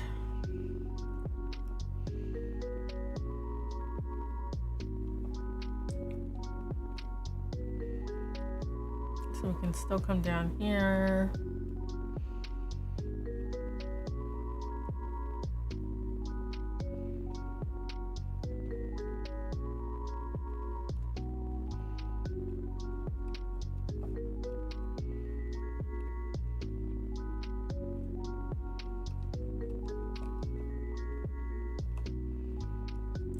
sneak back here. Ah!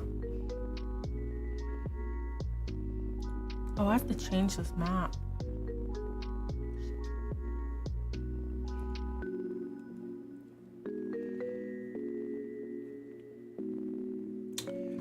What to do this?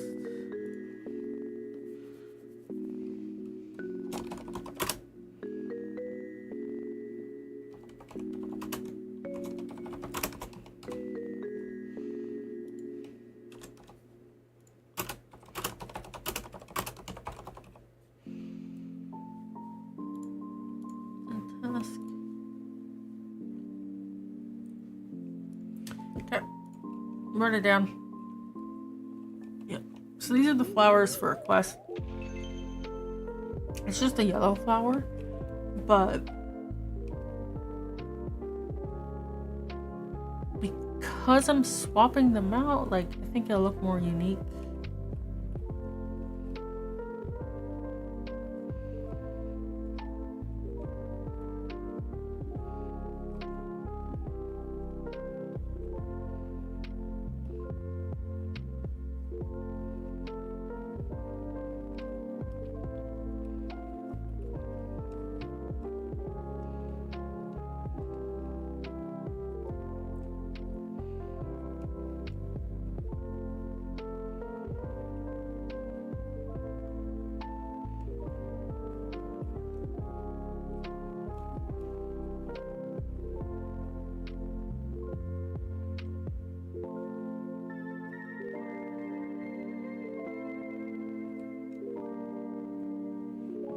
Yes, I'll have to adjust some cutscenes.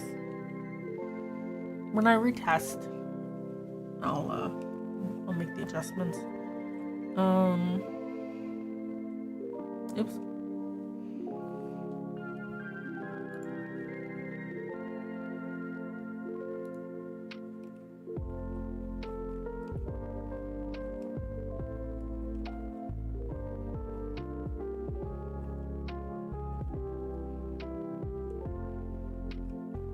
But I think it feels good.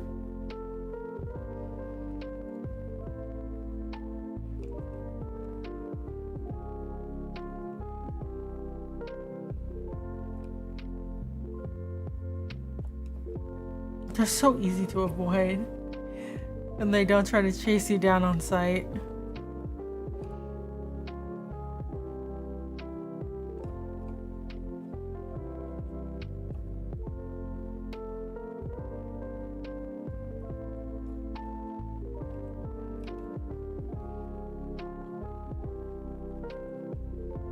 Alright, let me put myself behind a tree.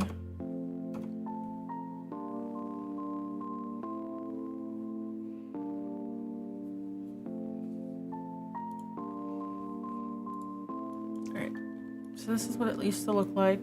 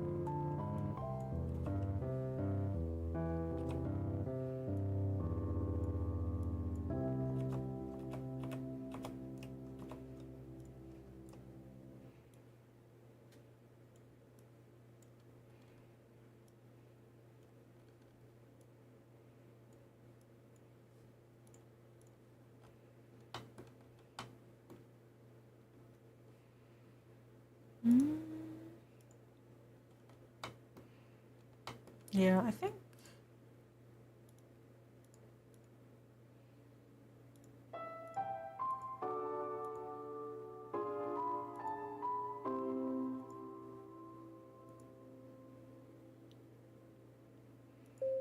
That definitely looks better. It's toggling. Let me do an export.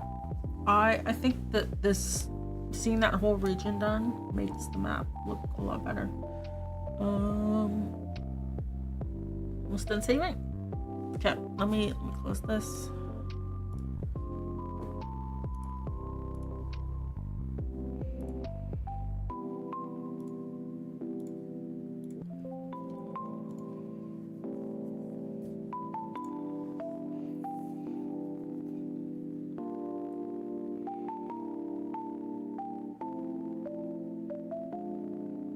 Is it done?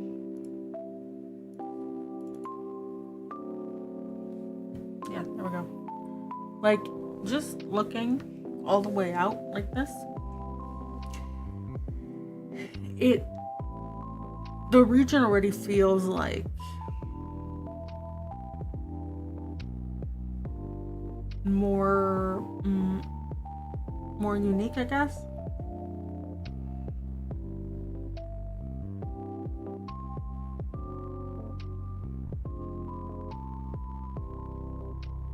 Because when you look at the other regions, they all have like little areas where it's like clearly like a thing unique to the zone. You know, I know my head's covering part of it, but right, and it's like, oh, now we got that over here. So I think if I go back, come on, yeah, that's how it was before. So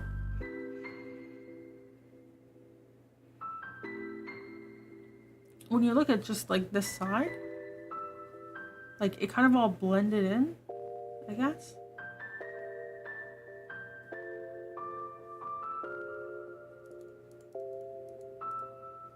And now it's kind of its own thing, you know?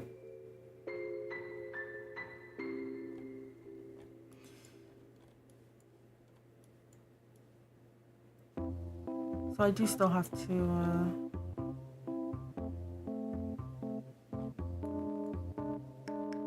show conclusions later, but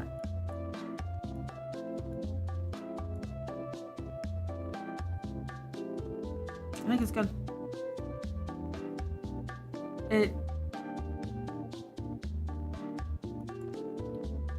I also really like the bright white. I mean, it's not white, but you know what I mean, versus the deep greens and stuff. It looks good.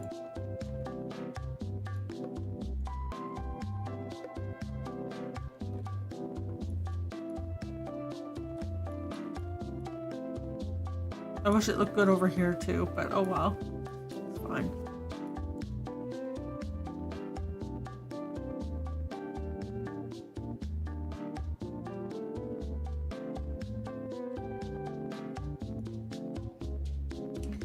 Yep.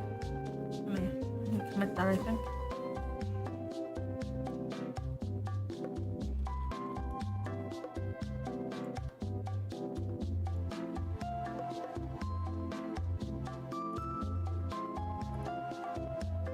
If it loads.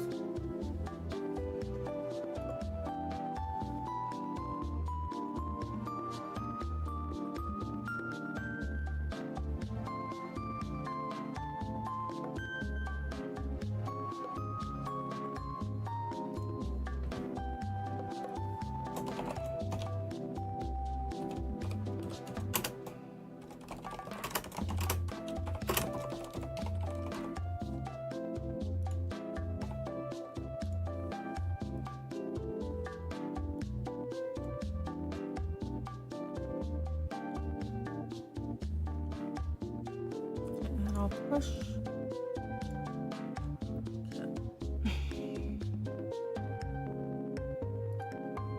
Okay, so then going forward, I think the other maps, updating vegetation will go faster because we did the change all the cliffs thing over here, which takes so long. The only place we're really gonna change cliffs going forward is down here, I think. No. I already handled that transition. So yeah, so then it'll just be, we don't have to change any of the cliffs anymore. What we do have to do is, so this area, it's basically like, you can kind of see the edge here, right here. So we have 1, 2, 3, 4, 5. When we get into like the forest here, we'll handle that separately. Yeah, there's like 4, 5, 6, 7, 8, 9, 10 ish, maybe. I think over here all we're doing is updating the flowers.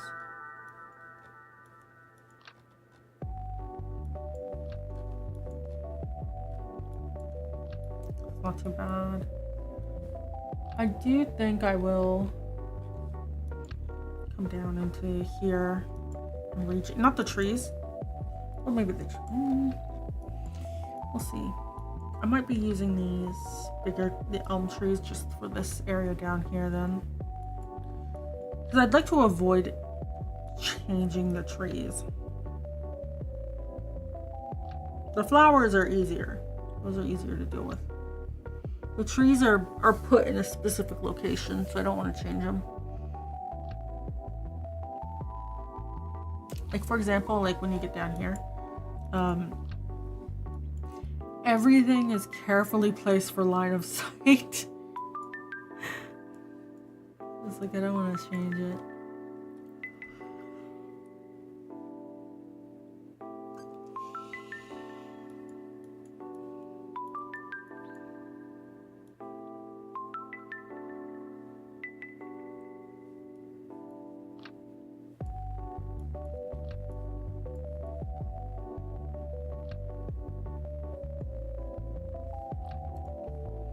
Is there anything else we need? Wait a second, tree-wise?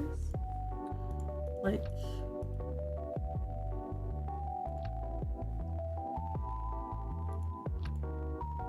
no, because we've got, so the elms will go down here, the willow trees will go along the river, everything is in here pretty much. Beech trees are over here. Yeah.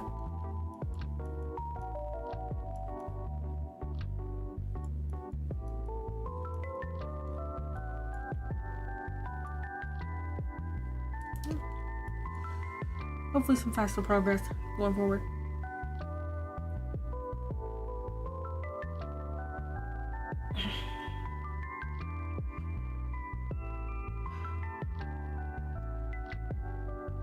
Yeah, I want to get this. I want to get the redoing the overworld done. Well, for and like push out a new demo update before end of August. That's the goal.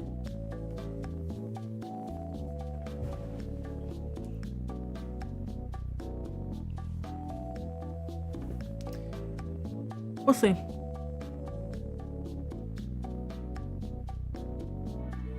Because yeah, once I think I've talked about that before. Once we're done updating everything, I'm looking at backlog. Yeah, and putting the passive animals too, you know, like the birds and stuff in the forest. It's upgrading to the LTS. Maybe not going on to the LTS, but going to the same version, so that I can make that decision when I get there. And then we do the updates.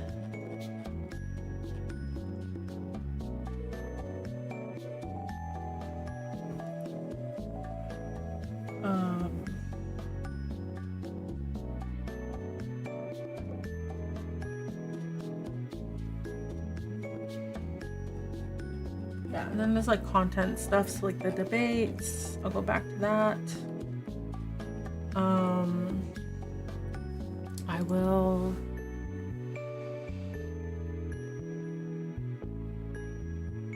Yeah, and we'll do the techie stuff once we're on the new builds. We'll be able to do the Jenkins pipeline, the automated testing, improve the testing tools so that I stop losing my marbles.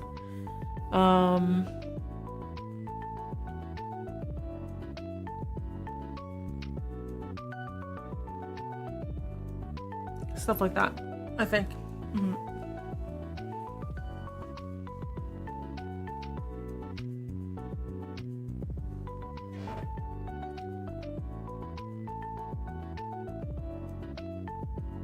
Oh, to be a dog sleeping on the floor. Yeah, we're getting there. We're getting there. I keep telling myself we're getting there.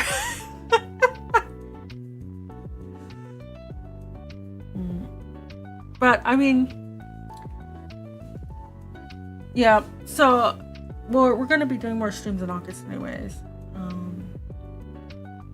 And I plan to do that weekend. Not game jam, but like a intensive focus on Gatela to get the passive animals and the maps done and everything. We're gonna do that. The first of August? Wait. That is a Saturday. Yep. Yeah, roughly then. So like Saturday, Sunday will be like wake up, I'll stream at some point. I'll go off after 3 hours, come back.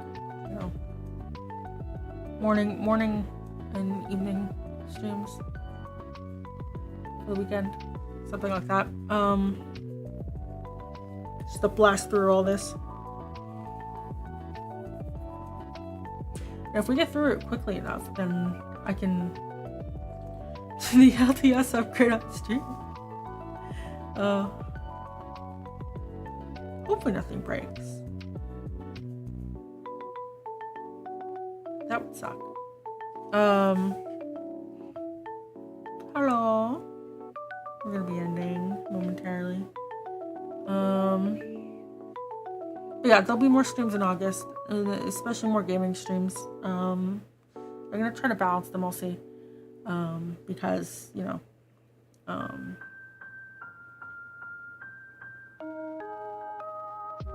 friend of mine's gonna be in hospital for a while. And it's boring in a hospital, so I said I'd stream. They've been asking me to play some games on stream, so I'm gonna they give me a list. Where's the list? I'm gonna play a couple of them, not all of them. So like they wanted me to play Tunic, they wanted me to play Hades and Core Keeper and Dave the Diver and Bastion and Dredge and Cryptmaster. So I start with Tunic and then we're gonna work our way down, I guess.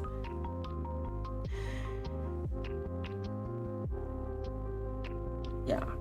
So that way they have VOD if they can't be awake. They have the VODs to watch and stuff. It's the first time watching something like this. Oh, I see. No, we did. We made a level design map.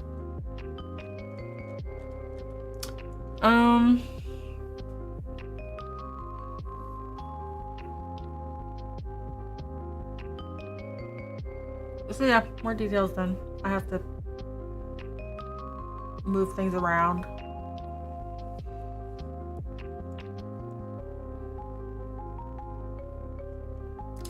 Yeah. Let me see. I'm very tired. As to be expected. Who can we raid? Who's streaming? Okay, this is Gatela. It's a Victorian steampunk RPG with the bait battles. There's a demo on Steam. 1 to 5 hours long, depending on how long you want to spend.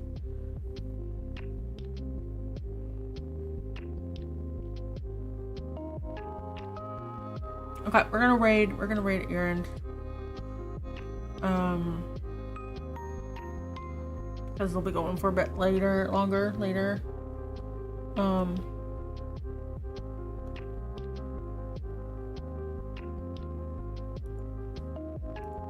Right. Thank you for joining, everyone. see you on Saturday for a Gator game, and if not, Sunday for Winter Story, and if not, then next Tuesday. Right? Good night. Goodbye.